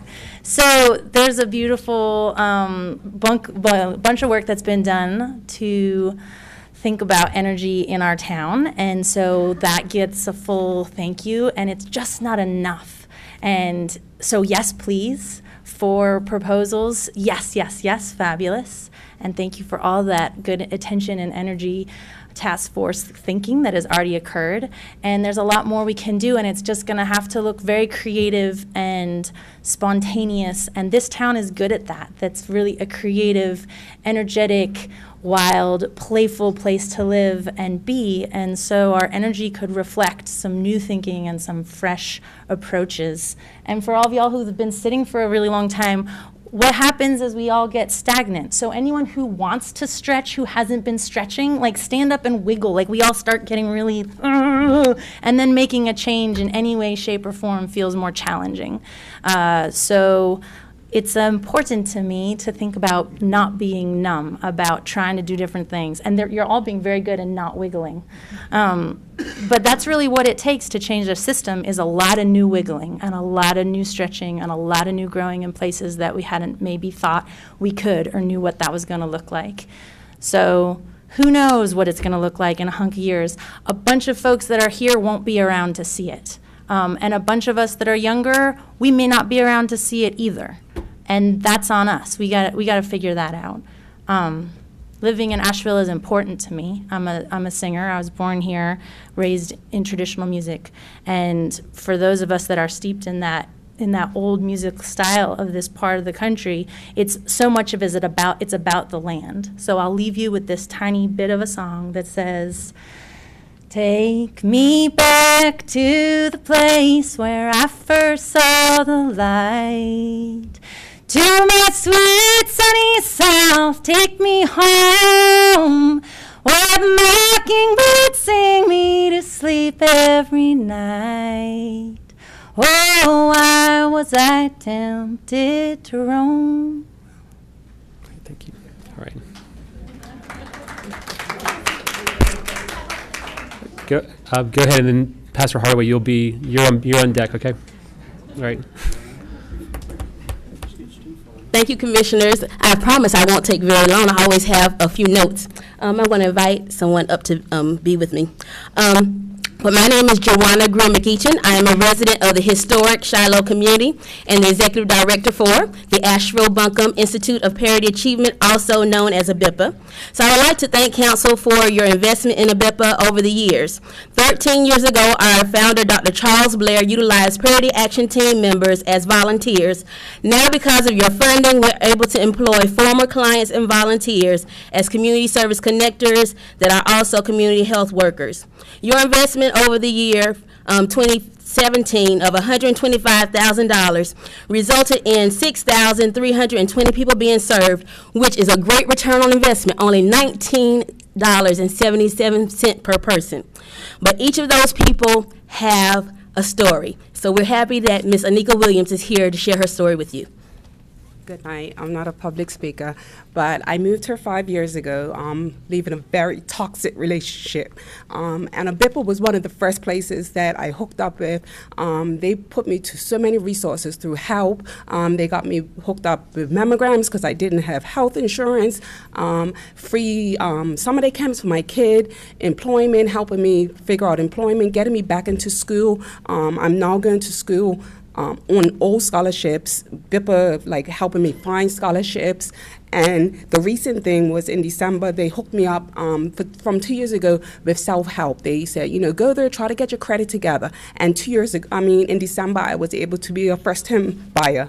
So without these funds, I don't know how many people they really serve, she just said, and I don't know how many people come through it, but I can say what happened to me, and I would be lost without ABIPA's funds. Like, it was a great thing for me and my two girls, so I asked you to keep their funding and even increase it if anything. Thank you.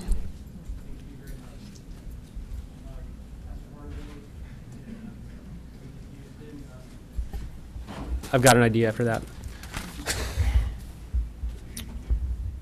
Well, I'm not going to sing. I'm Pastor Hardaway, pastor of Rock Hill Missionary Baptist Church, also the voice of Project Lighten Up, the Community Summer Day Camp. First of all, I'd like to say thank you all for your support for the Community Summer Day Camp and After School program. Without your support, we wouldn't be able to do what we're able to do. We're the only camp that blends education and recreation into its daily programs, so we try to shorten the achievement gap by preventing summer learning loss. There's a lot of building going on in Asheville, outside of Asheville, in the county, outside of the county. There are some communities who are, such as East End, Burton Street, Shiloh Community Center, programs like ABIPA, Project Lighten Up, are looking to build people. And we want our communities and our students and our people to enjoy the parkways, the greenways, to be involved in climate control, to be concerned about the issues in our community. And so those programs and those communities are looking to build people. So when it comes time for the budget, think more favorably towards those programs, and those communities are looking to build people, not just build buildings. Buildings are important, but people inhabit buildings. Don't hold the line that may keep us in the same place. Have the faith to reach higher, to reach ahead. And as you reach ahead, it'll pull us higher. Thank you all. Greatly appreciate your support. Greatly appreciate your funding. Be balanced. I know it's a difficult and a trying task, but be balanced as you approach. Thank you. Thank you. I'm Amy. Hang on. This young lady is next, and then we'll go from there. Hello. How are y'all doing up there? Awesome. Good. How many of you are hungry? Could use a snack? So my children and my coworkers tell me that when I'm hungry, I get hangry. Yeah? Have anyone experienced this? I'm here tonight. I'm the Agency Relations Manager at Manna Food Bank. My name is Katie German, and I'm here to speak in support of the Community Service Navigator program. They do so much more than food, but I'm here to talk about the value of their food work. Mr. Simmons talked to you about the monetary value, but food insecurity is a social determinant of health. It's like housing and transportation and legal protection. Those are all things that impact people's health in a negative way if they don't have what they need. What's interesting about food insecurity is that we can solve that. In Buncombe County in particular, we have so much of what we need already going, and the investment that you've put in the community service navigators has made a difference. So nationally, we know that people in poverty make spending trade-offs to stretch their money, and trading off nutritious food in order to pay the rent, in order to pay medical bills, in order to get where they need to go, that's a common thing, and it really impacts their ability to manage chronic disease like obesity, high blood pressure. We're talking about community health here. So when I say we already have what we need, we have what we need because of the navigators, because of Swannanoa Valley Christian Ministry, because of all of our partners who engage volunteers to do this work. It takes private citizens, it takes the faith community, and it takes our government investing and working together to solve this. We have everything we need. The citizens of your county that elected you are already invested in this. Please continue your funding for food insecurity work in Buncombe County. Okay, thank you. Thank you. Commission, I would like to make a suggestion. Under our good news section, we have 8 senior champions with us, and I'd like to suggest we go ahead and move to that item. Wendy Marsh with the Council of Aging is with us to introduce this item, so I'd like to suggest we go ahead and handle this, and let's go back and we'll resume public comments after that. Chairman, just a question. Do you need to close public comment, let her speak, then open it back? That's not? No, it's not. Okay. That answers my question. All right. So we'll resume public comment in just a moment, but we want to go. We have 8 senior champions who we want to recognize this evening, and they've been very patient with us. And I'd like to just go ahead and handle this part of the meeting. I think we will throw them off. But anyways, I appreciate that move. That's very helpful. It's getting a bit. It's wonderful to hear all the advocacy and everything from everyone, but I know these folks need to get on the road. So thank you so much. I'm pleased to present to you our second annual group of senior champions. These folks were nominated by community members and chosen by a panel of sponsors. We had about 25 nominees and 8 were chosen. These individuals were recognized on May 2nd at the Deerfield Episcopal Retirement Community. They've spent their lives giving to others, maintaining the sanctity of the Appalachian Trail and other wild places, feeding the hungry and the homeless, leading the way in education, uplifting the underserved and marginalized, inspiring and mentoring students, establishing child care services, paving the way for women as educators, and facilitating groundbreaking community development initiatives, garnering national recognition. Dr. Mel Skiles just had to leave. He's a retired diagnostic radiologist and an avid hiker. Oh, you can. Oh, you're here. It's been so long, I forgot. Come forward. Yes, we lost our veteran. Okay. Dr. Skiles is a retired diagnostic radiologist, and he completed the Appalachian Trail, over 2,200 miles in 2011 to celebrate his retirement. He currently gives 10 to 20 hours each week as an active trail maintainer volunteer for hiking trails in western North Carolina. And in 2016, he participated in the 100-mile challenge as a mentor for 2 teenage boys as they completed the Appalachian Trail. He is a community volunteer with Habitat for Humanity, Manna Food Bank, and an active grandfather, and he enjoys shooting hoops at the basketball goal he donated to the Deerfield community where he currently lives.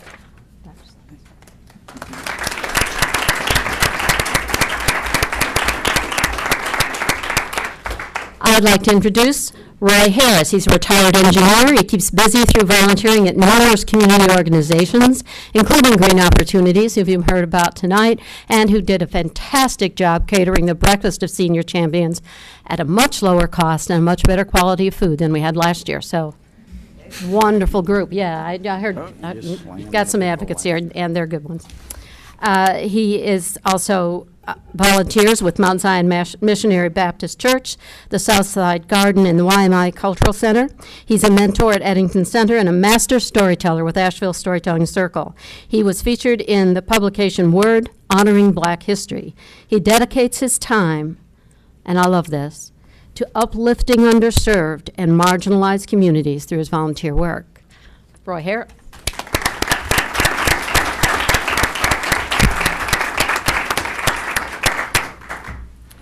Becky Anderson, you might know her.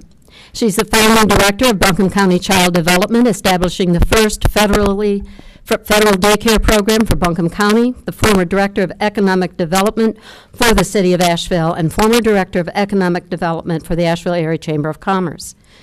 Becky is nationally known for her work as the founding director of Handmade in America, which became the cultural heritage model for national heritage areas and a model of 16 programs in other states. The U.S. News and World Report named Becky one of the top 20 visionaries in the United States in 2000. And this year, Becky is one of 12 women from around the country to receive the 2017 National Women's History Project Award.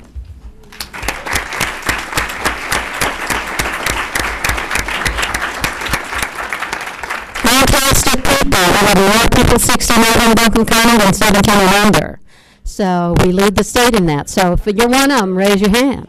All right. We have power, and you're here tonight expressing your views and listening, and that's just one more gift that those folks bring to our community is activity and action on part of things they care about.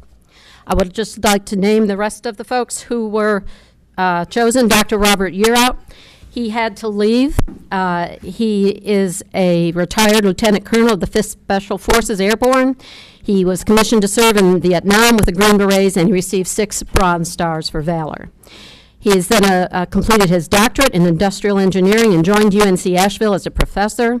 He's a recipient of several teaching awards and served as primary research advisor for undergraduate research students and mentored over 70 research students. He served on numerous boards, including the International Journal of Industrial Engineering, and he and his wife are strong supporters of UNC Asheville and established 3 endowed scholarships at the university. So we had a couple other folks who couldn't be here. You may remember Dr. Julia Capps. Kenny Capps was going to be here on her behalf. She is no longer able to get out, but she's a former educator and school administrator for Buncombe County at Lee Edwards High, Asheville City Schools. She dedicated her life to educating others and helped shape the education system in Buncombe County, both as a teacher and as the former assistant superintendent of Buncombe County Schools. She's a former board member at Mountain Area Child Care, and now Verner, and was an active choir member at Black Mountain Presbyterian Church, and she sold me my house when we moved to Asheville. Other champions were Louise Jones from Black Mountain, described as a mother to the motherless and a friend to the friendless. She's a retired state employee, and her nomination said that Louise taught us to give and forgive, to laugh, love, and always learn from each life experience. She's 87 years old, and I went to visit her house, and she's still climbing mountains. I swear to you, climbing mountains like this and weeding them. So I'm sorry she couldn't be here, but she is an amazing woman. Janet Letter has given hundreds of hours over 12 years as a volunteer at the Senior Opportunity Center in Asheville. She's a massage therapist, and she helps people feel better at the center and other locations where she volunteers. And Julie Banton is a volunteer for Project Night Night, knitting blankets and collecting books and small stuffed animals that are placed in a bag for children living in homeless shelters. She also knits scarves and hats and delivers them to homeless shelters. She believes that we all need to know that someone cares. Thank you so much for allowing me to present these people and tell you about them. It's an honor to have been at the Council on Aging and getting to know these people. So thank you for your time. Yeah.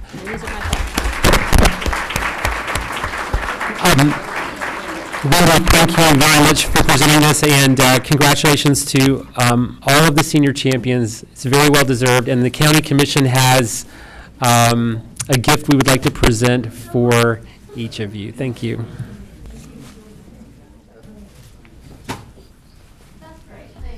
Bob. You're very welcome. And there is, yes, sir. Yes. Sure. Yeah, thank you. And while we're on the good news proclamations, Commissioner Jasmine Beach Ferrara will also present, and I think Christina Stenhouse with the county's HHS is with us as well, for the proclamation of World Elder Abuse Awareness Day. And let's go ahead and do that as well. Good evening. I'll be reading aloud the proclamation of Vulnerable Adults and Elder Abuse Awareness Month. Whereas Buncombe County's vulnerable and elder adults deserve to live safely and with dignity. Whereas vulnerable and elder adults of all socioeconomic, racial, and ethnic backgrounds may be targets of abuse, neglect, or exploitation which occurs in families, long-term care facilities, and communities. Whereas 1,871 reports of abuse, neglect, or exploitation of vulnerable and elder adults were made to Buncombe County Health and Human Services in 2016, with 1,101 screened in for evaluation. Whereas many cases of elder abuse and mistreatment go unreported and professionals are often unaware of the problem. Whereas protecting Buncombe County's vulnerable and elder adults is a community responsibility, and it is imperative that communities work together to help reduce and prevent abuse, neglect, and exploitation, including physical, psychological, or financial abuse. And whereas all residents should watch for signs of abuse such as physical trauma, withdrawal, depression, anxiety, fear of family members, friends, or caregivers, and report suspected abuse or exploitation to the County Health and Human Services Office. Now, therefore, be it proclaimed by the Board of Commissioners for the County of Buncombe as follows.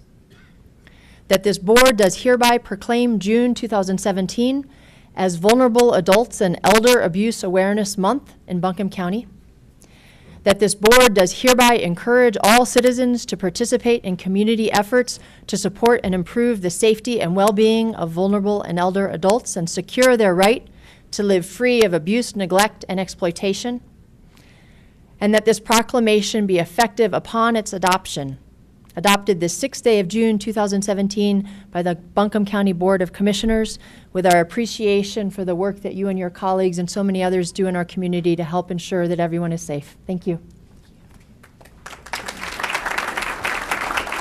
Thank you so much. I'm going to keep this short because I know you all have been sitting here a really long time. I do have some of our staff here tonight, and I did want them to just stand up. I won't make you guys come up here, but I did want them to stand up. These are the folks that hit the pavement every day and really work hard to make sure that some of our very most vulnerable citizens that we don't always think about are kept safe. So I'm really grateful to them. They are a very dedicated group of people. Another thing, and it was in the proclamation, it is up to our whole community to keep folks safe. And we can't do it alone. We have an amazing group of community partners that really help us. We have an amazing amount of support from our county leadership, which we are eternally grateful for on a daily basis. So thank you so much for all that you do for us. It makes a huge difference. My last thing is a plug. Next Thursday is World Elder Abuse Awareness Day. We are sponsoring the first annual World Elder Abuse Awareness Walk. It will be at Carrier Park. It starts at 5:30. Our sheriff, who's here, is our speaker to start the event off, and we're very excited about that. The actual walk will not start until about 6:30, but there'll be events up until then. We're going to have food trucks, live music, family-friendly event. A shred truck, so if you want to get rid of all your documents that you don't need anymore, free shredding. The Sheriff's Department will be collecting all of your old prescription drugs that are no longer any good and disposing of them properly. A lot of these are things that seniors actually deal with, you know, their identities getting stolen, their drugs getting stolen because they don't have a proper way to dispose of them. So we're really trying to get that message out there. It's really an awareness event. It's free. Please come, family friendly. We really hope to see everyone there. Thank you so much. Thank you, Christina.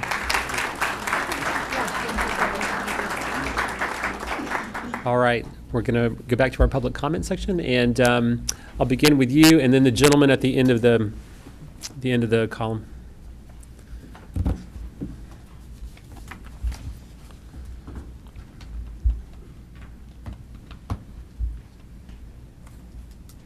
Hello, I'm Beverly Kirkland, and I am a resident of Ridgecrest, and I have lived there. My husband and I moved there 9 years ago. He took a job in the area, and I'm a public school teacher.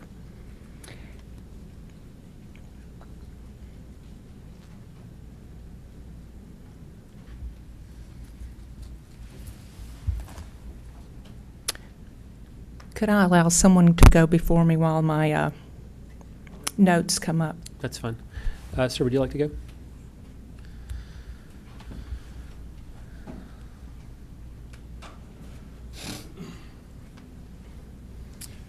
Good evening. My name is Justin McCleary. I appreciate you all allowing me to speak today. I'm a resident in South Asheville, been a resident of Asheville for 12 years. I'm here with other individuals to kind of speak our concerns about the proposal for the apartment complex in South Asheville off Overlook Road. Not every road in Asheville has a reputation, but unfortunately this one does, and it's a poor one for many reasons. We've heard some facts already presented to us today by two other individuals. What I really want to outlay to you guys is a response so far from the community that we've seen. So the developer out of Greensboro filed for this application 2 months ago. Notification was placed on Overlook Road small sign on Friday. Immediately, for the hearing that's going to be next Wednesday. So the public has not had enough time to absorb this and understand the impact it's going to be on the community. When that notice went out on Friday, an email thread immediately started to hit the streets, and a petition went out. Just so you understand the concerns that the community has, within that short period of time, there's over almost 400 signatures on this petition right now. And we're asking for a delay in this, a motion for a traffic study, and I think just history speaks for itself, especially when it comes to Overlook Road, that this needs to be done. Also, on Sunday night, we reached out to WLOS and asked them to do a piece on it. They did a piece, and not that Facebook is the best place to get information, but the public response has been there as well. There's about 300 comments from the post from WLOS with concern about this proposal on Overlook Road for this apartment complex. Thank you. Thank you. All right, ready? Welcome back. I'm sorry. Thank you for our service to our community. My greatest concern in regard to our Ridgecrest community is that in the midst of our quiet county residential neighborhood, we in fact do have old church lodges that might be considered too large for non-single family use. My plea to the commissioners is that you carefully consider and hold those accountable that you allow into our neighborhood. A neighborhood where kids ride their bikes, senior citizens walk their dogs, neighbors visit on the side of the road, friends come for cookouts, where my 11 and counting grandchildren come to romp, build forts, and hike. We welcome responsible organizations like First Inc. that helps men and women get back on their feet as they battle addictions. We welcome those who are honest and forthcoming with their intentions, whose mission and presence is safe and friendly to the many families like mine, and who keep, quite frankly, a low profile. We welcome those who go through proper channels to establish themselves next door, who do not tax an already fragile infrastructure. I and my neighbors beg you to hold these entities responsible when they come to ask for permits in our neighborhood. They have devastated a lovely area where the historic Madison Inn has been, and it is breathtakingly sorrowful to watch such a beautiful area be degraded. Thank you for your time. All right, yes, ma'am. And then Amy, you'll be second after that, okay? Yes.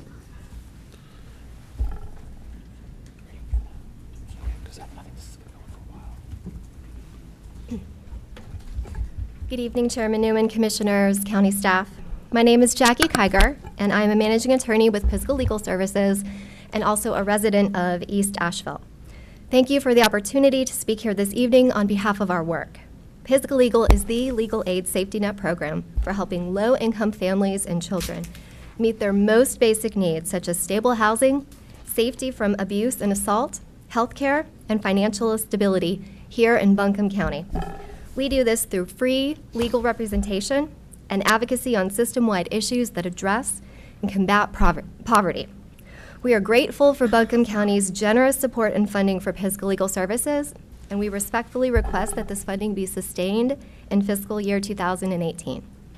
In 2016, Pisgah Legal served over 15,000 people, and of that, nearly 9,000 were Buncombe County residents, and of those 9,000, 3,000 were children.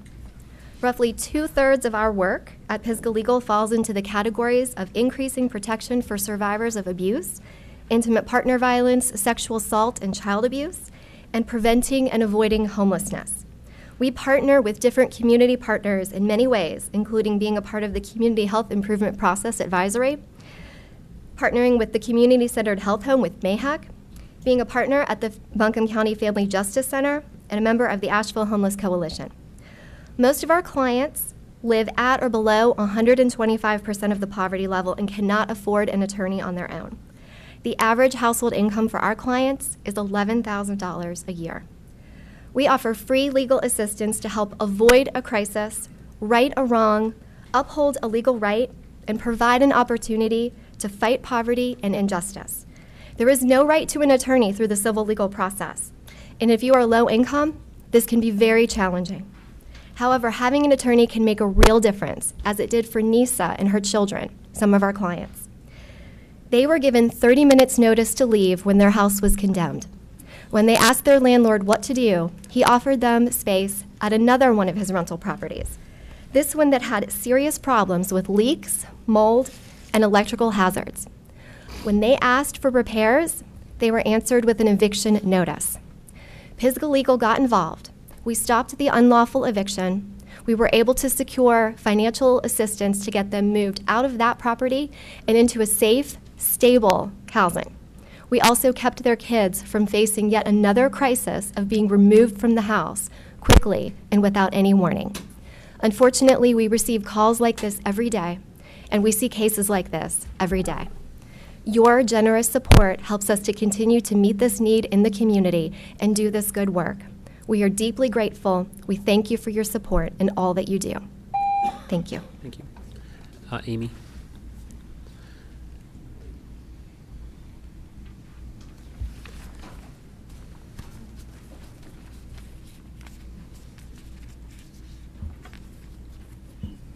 Good evening, Chairman Newman and members of the board and staff. Thank you. My name's Amy Churchill. I'm a member of the Buncombe County School Board.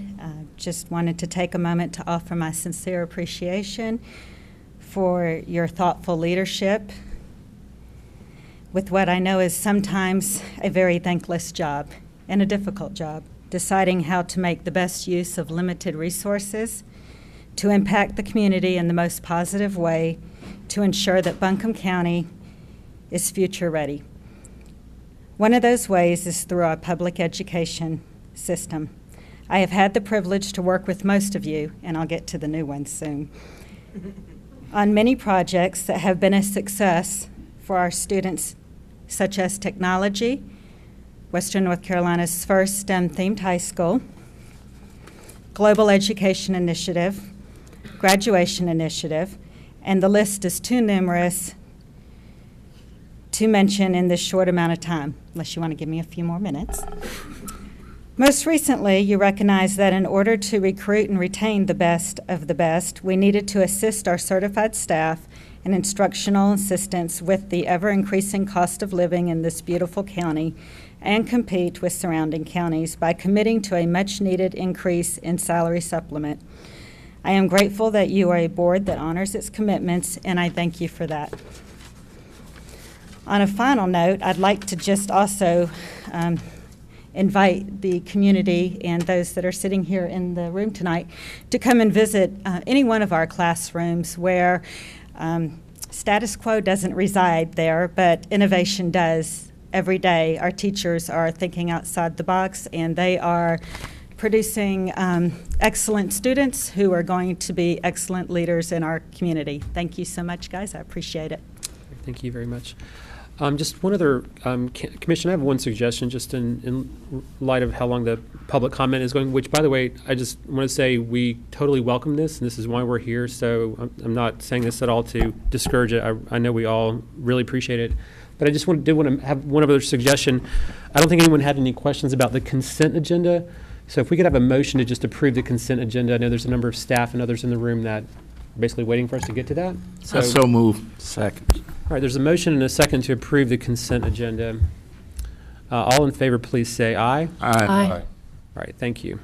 All right, we're going to resume public comment. Yes, sir. And then Robin, you next.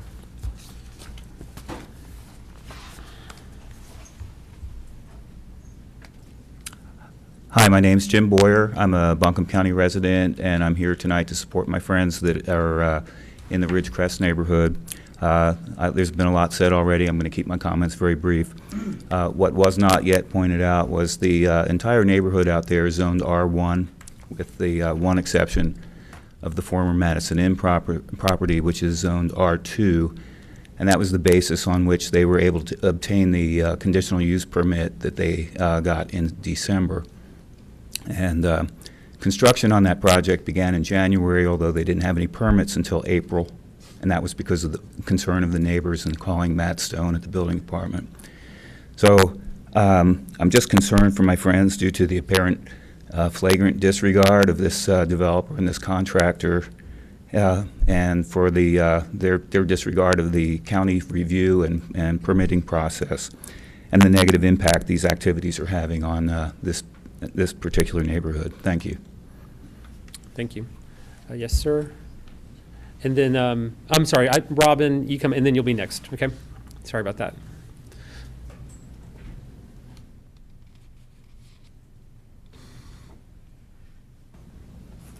Thank you, Chairman Newman and Commissioners. My name is Robin Merrill, and I'm the other managing attorney at Pisgah Legal Services. And I want to start by saying thank you on behalf of our Executive Director, Jim Barrett. He is on a well-deserved extended vacation with his family in Europe. Jackie did a great job telling you what we do, but I want to talk about it from a little different perspective. And I'm going to tell you about my day today. It started out with me talking to an 86-year-old African-American woman in Buncombe County who had been conned by a telemarketer and had given him her debit card number. Thankfully, they had only gotten $20 out of her account before she got it corrected. Thank God. But it prompted us to have a nice long conversation about how you respond to those sorts of scenarios and why you never give your debit card number out. I then talked to a woman in Buncombe County who was a victim of domestic violence and who, in addition to needing protection, she needed help getting her truck back from her abuser so she could go to work. And what she said was, "I've never been through this before. I don't know what to do." So we're helping her with what she needs to do. I had a meeting with my attorneys who work on our domestic violence team today to talk about their cases. And here's an example. Here are some of the people we are actually helping this week in court. A woman who was threatened over at the drum circle with, "I'm going to bad word kill you." A girl who has been re-traumatized by her grandparents who want her to communicate with the mother who's in prison who sexually abused her. And a woman who was drug out of the shower and beaten in front of her children while naked. So they're the ones we're serving right now. One of my favorite things about my job are the partnerships that we have. And I like coming to these meetings because I get to see all of our partners and say hello to them. And I'm particularly excited, though, about some of the partnerships that we've had with you recently. Working with Ms. Stone on the expungement project, with Mr. Creighton on a zoning ordinance. And I've gotten to talk to some of you individually about work I've been doing with Jerry Vihan, and I'm going to get around to the rest of you soon, so because I'm particularly excited about that work. And we look forward to partnering with you more, and I'm here to pledge to you that we have some funds for community economic development, and we want to work with the Isaac Coleman grant recipients on small business creation and nonprofit creation, and we can do that for them. But I have a little bit of bad news. we have found out that we may lose around $550,000 in funding from two major sources who are creating their budgets right now, and their budgets don't include us. We have laid off one staff person. We may need to lay off more. We simply can't afford to lose our funding from you. Thank you for all that you have done, and please continue to work with us. Thank you. Yes, sir. And then we'll come to you next. Okay.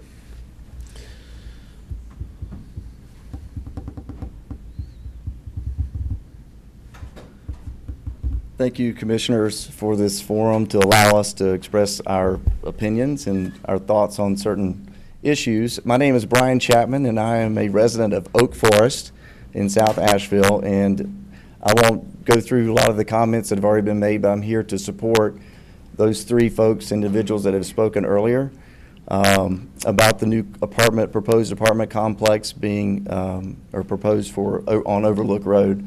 And it's been said over and over that Overlook Road is a dangerous road. We all know that. Curvy, hilly, and right where it's supposed to, the entrance is supposed to come in is right in the blind curve at the peak of the hill. As a resident of Oak Forest, I enjoy my 5, 10, and 12-year-old children and my wife walking the neighborhood. Elderly folks, seniors out walking their dogs and enjoying exercise in the neighborhood as well. I'm really afraid that that's going to be in jeopardy with this new proposed development and with our apartment complex and our development being used as a cut-through. I've been here a resident for 10 years by way of Charlotte, born and raised in Kannapolis, North Carolina. And I've seen the growth in Charlotte. In years, the mantra was, we don't want to become another Atlanta. Well, they became another Atlanta because they didn't have the infrastructure in place to handle it. I'm all about growth. It needs to be pragmatic, it needs to be responsible, and it needs to be prudent. I don't believe that this apartment complex is in that nature. I would ask and request you guys, the commissioners, to be able to influence the Board of Adjustment to postpone a meeting and at least have some type of town hall where we can sit and talk with the developer and learn about the ideas that he's wanting to do, how it could maybe be a fit. But at this point in time, I don't think that it is a very good idea. Appreciate your time. All right, thank you. And then in the back, yep, you'll go next.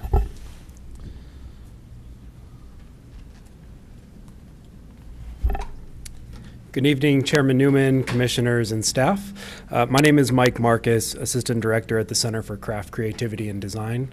CCCD was born out of Handmade in America 21 years ago and served as an interinstitutional research center under the UNC system up until 4 years ago when we emerged as a standalone nonprofit organization.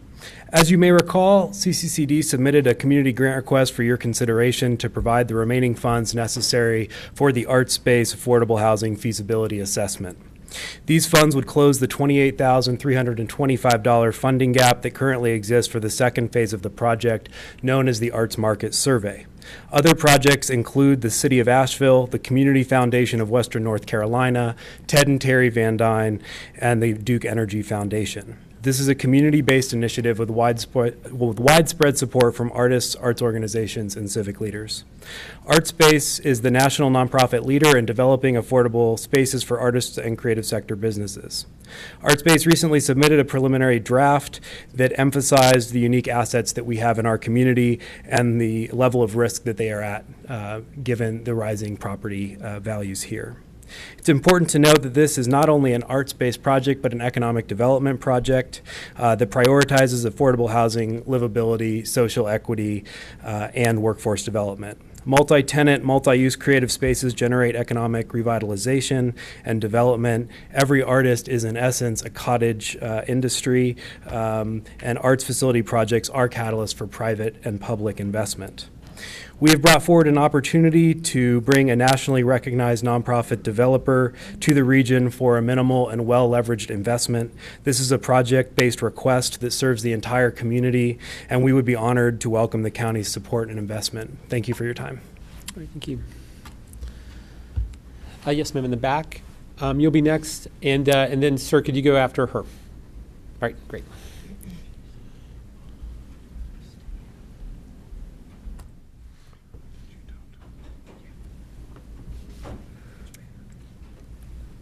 Hi, my name is Nicole Townsend.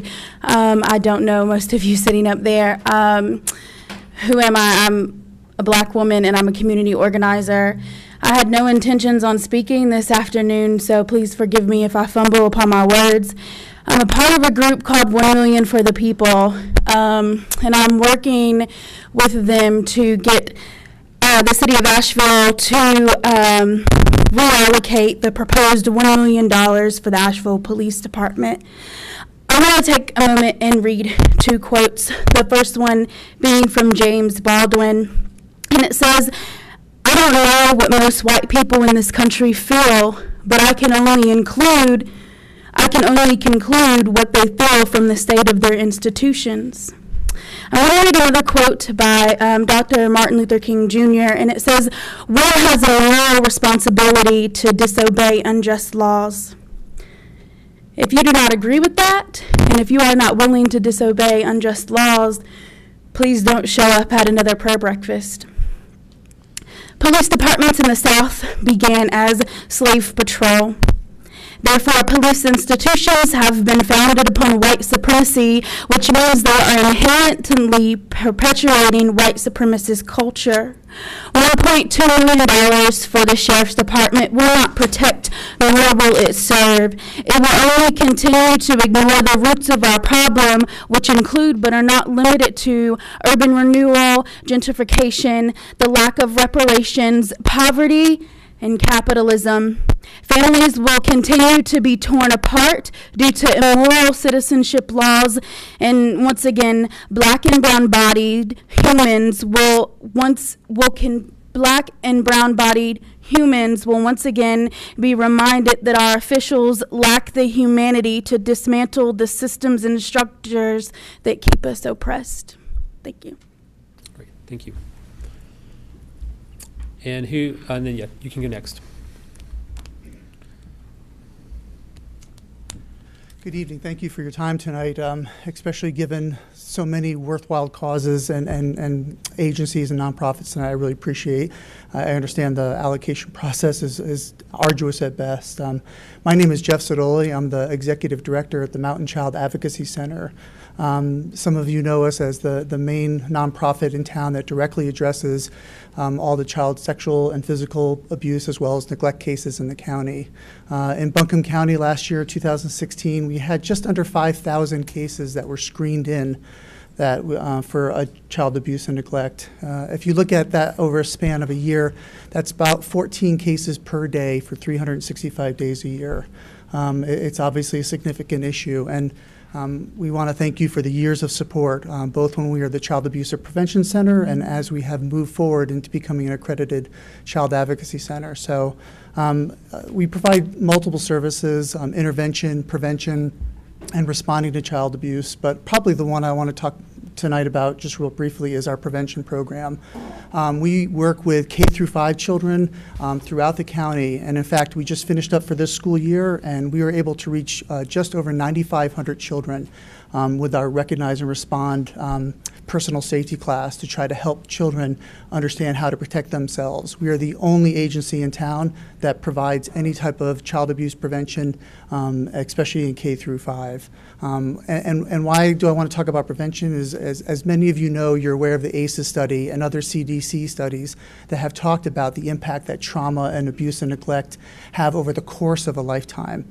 We know now that for individuals that have been victimized, roughly it's about a $200,000 cost over the course of a lifetime, how it impacts education, the justice system, the human services field, how it impacts the individual to have a job, for their medical expenses, for their mental health expenses. So I really, again, thank you for your support and us in being able to take an upstream approach to child abuse. We can sit downstream and wait till they become adults and try to address it then, or we can try to prevent it earlier on. The cost of our program per kid is about $4 per kid. And the overall cost of our prevention program, again, looking at a $200,000 per victim, if we can prevent one victim in Buncombe County, we will pay for that program 4 times over. So I really hope you continue to partner and support us as we try to continue to reduce this, obviously, impact on one of our most vulnerable populations. So thank you again, and I appreciate your time tonight. Thanks very much. Come on up. And who else?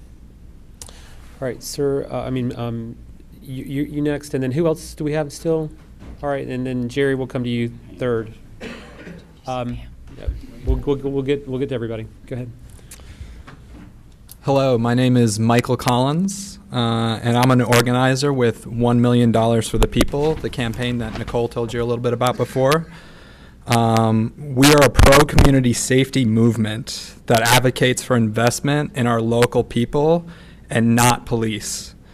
Our goal is to directly address the worst of our society ills, racism, poverty, and violence. We need our local and county governments to invest in sanctuary and safety, not detention centers and handcuffs. I hear a lot of people coming up to this podium asking for money and support. A lot of nonprofits, folks who work in shelters, folks working for a necessary move to 100% renewable energy. And I don't hear anyone coming up here asking to put more people in jail and to perpetuate a false and detrimental drug war on black and brown bodies in Buncombe County. The money that Sheriff Van Duncan is asking for could be used to fully fund something like the Isaac Coleman grants, all of the applicants for the Isaac Coleman grants. So tonight, I just want to come up here and encourage you to invest in our people and not more police. Thank you. Okay, great. All right, and you're next. Yep, and then Jerry, you'll be next.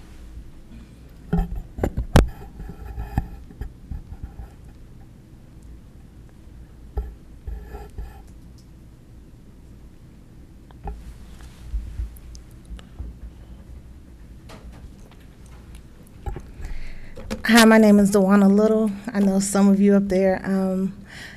I'm coming to speak about a proposal that I submitted to Buncombe County. My proposal is called Positive Influences.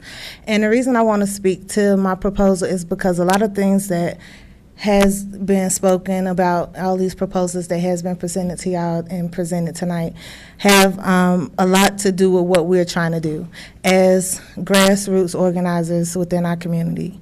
We do support the 1 million for the people. We do a lot of things, and our youth also support. They did a lot of surveying with that to petition the city.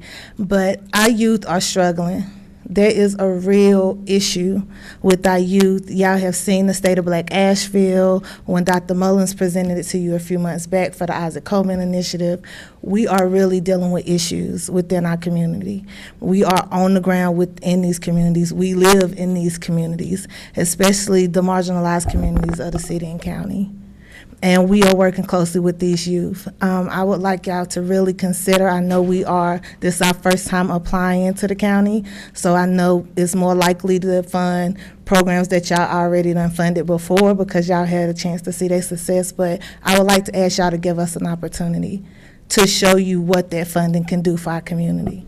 And for the youth within our community that's battling the issues that's within the school system as well as within their community.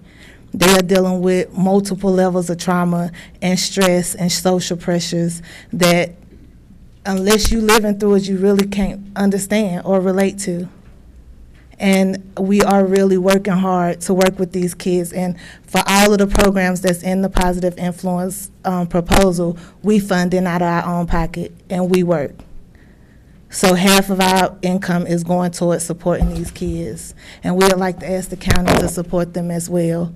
The deficit's not going to change unless we do something to really influence that change. And that's why I titled it Positive Influences, because that's what we're doing, is really trying to change that for our youth and show them that it is hope outside of what their community show them that they can do, that they can be more. And that's what we are all working towards, is showing these kids that they can be more, because at the end of the day, they are our future. So I ask y'all to please seriously consider our proposal. Thank you.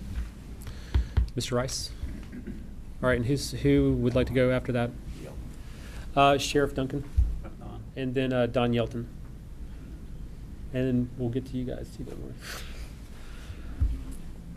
Thank you, Mr. Chairman, members of the board. Jerry Rice from Candler. I love being from Candler. That's them low-down people out there, you know. Easy, Jerry. Old rednecks, you know. You know, like Joe. Just kidding, Joe. I'd like to say that I really appreciate Wanda Green. I've been here for a lot longer than she has. We've weathered some storms. We've had some hard times. I've seen her at her best, and I've seen her at her lowest. And I think that I speak from the heart how much I do appreciate her and her education, her experience, and her leadership. And the only thing that I really can say, there's an old song that comes to my mind, she picked a fine time to leave me, Lucille. 5 hungry children and a crop in the field. Now that you know, you need to laugh a little bit. Here's the big picture now. I won't take nothing away from Wanda Green for what she's been to this county. And the thing that comes to my mind is she's going to be pointed at, she's going to be talked about, she's going to be said everything about something.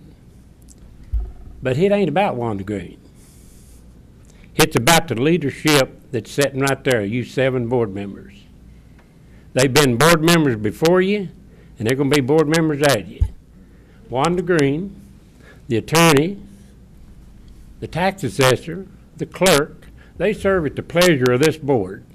If they need to be gone, they be gone in 30 days, I believe, when you tell them to go.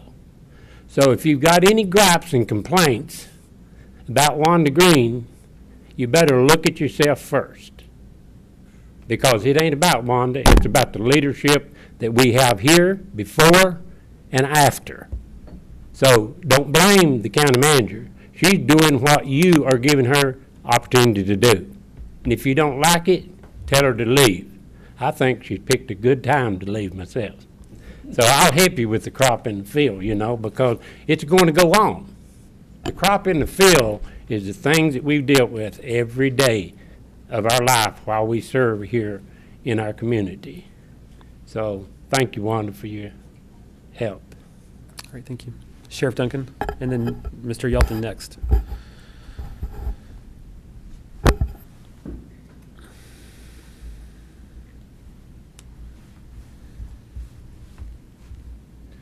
I don't think I ever shook my head as much when Jerry was talking before. Wanda, we are going to miss you, and we appreciate you for all you've done for this county.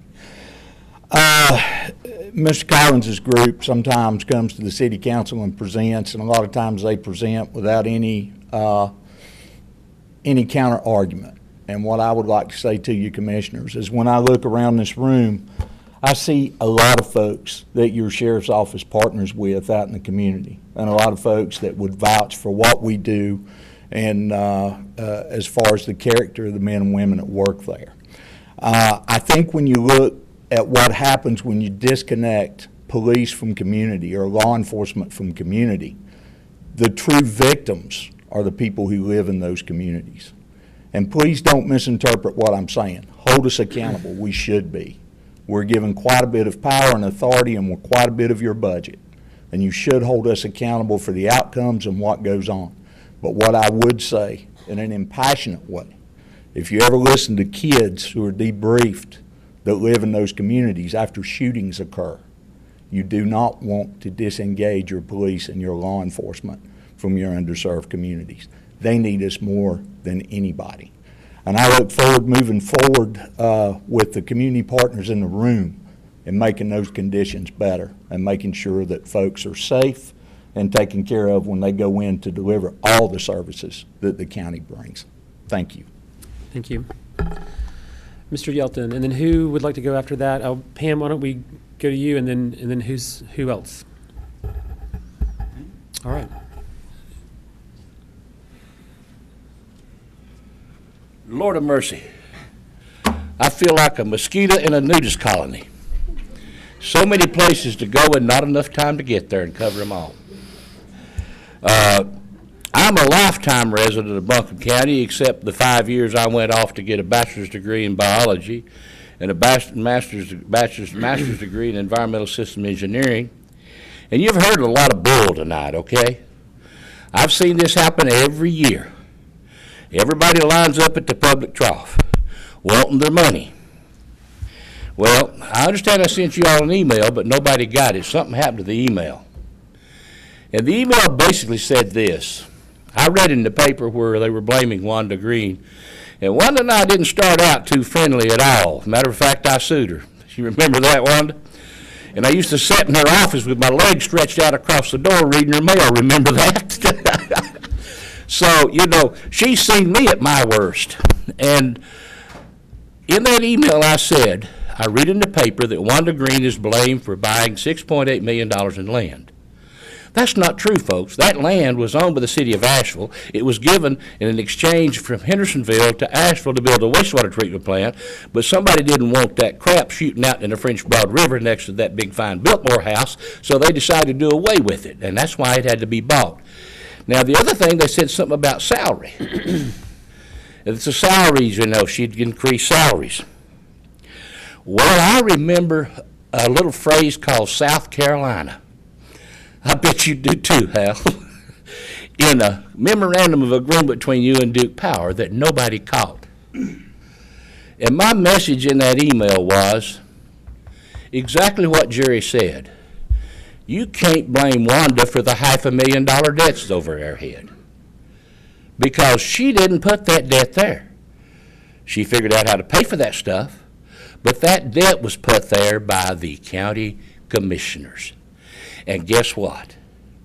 You new folks have no excuse anymore for not asking any question you want to ask. Whoever you get as interim, county manager, or whoever you hire, please ask the questions. Don't look at that agenda and don't know what's going on it. That's why I'm sitting here right now to ask some questions a little bit later on. Because I'm going to tell you something, folks. What you said on that rate this year is on your shoulders, not Wanda's. I suggest that you think about us, because you know when? You can solve all these problems everybody's got, as long as you take everybody else's money. All right, thank you. Pam Myers.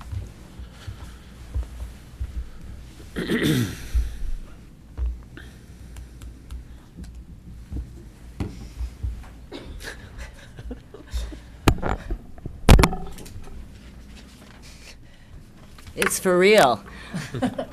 I'm Pam Myers. I'm director of the Asheville Art Museum, and I'm here to ask for your support for the creation of the new Asheville Art Museum, which is currently under construction in a major way.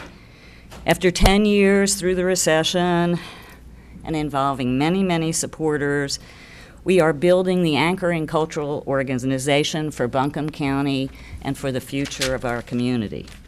The team working on the project is overwhelmingly local. The architects, contractors, subcontractors are up there now every day. I invite anyone and all of you who haven't yet had a chance to tour with me to join me in seeing the amazing job they are doing on a very complex inner city project. This extraordinary $24 million project will preserve and protect our community's historical and cultural heritage, educate our students, and inspire residents, artists, and visitors to Buncombe County. The county was an early supporter of and remains essential to the project's success. Support now will also be matched dollar for dollar through a challenge grant we are working to complete, which was given to the project in support of the museum's excellent operations by a national foundation. Thank you for your support of the project then, and now, and in the future. I'd also like to just take 1 second to ask you to continue to support the Pack Square Cultural Partnership as well. That supports the operations of the Dan Ortham Theater and the Asheville Art Museum. County support of the operations of these vital organizations has for 25 plus years made it possible for them to deliver otherwise unavailable cultural and educational opportunities to Buncombe County residents and students. Thank you for all the work that you do. All right. Anyone else? All right. The next item on our agenda is... Chairman, I'd like to suggest a 10-minute break. All right, let's try to make it less than that. Let's make it as quick. We've got a lot of other material to cover. There's a lot of folks waiting for us, so let's just let's take a break and reconvene in a couple minutes. Go ahead.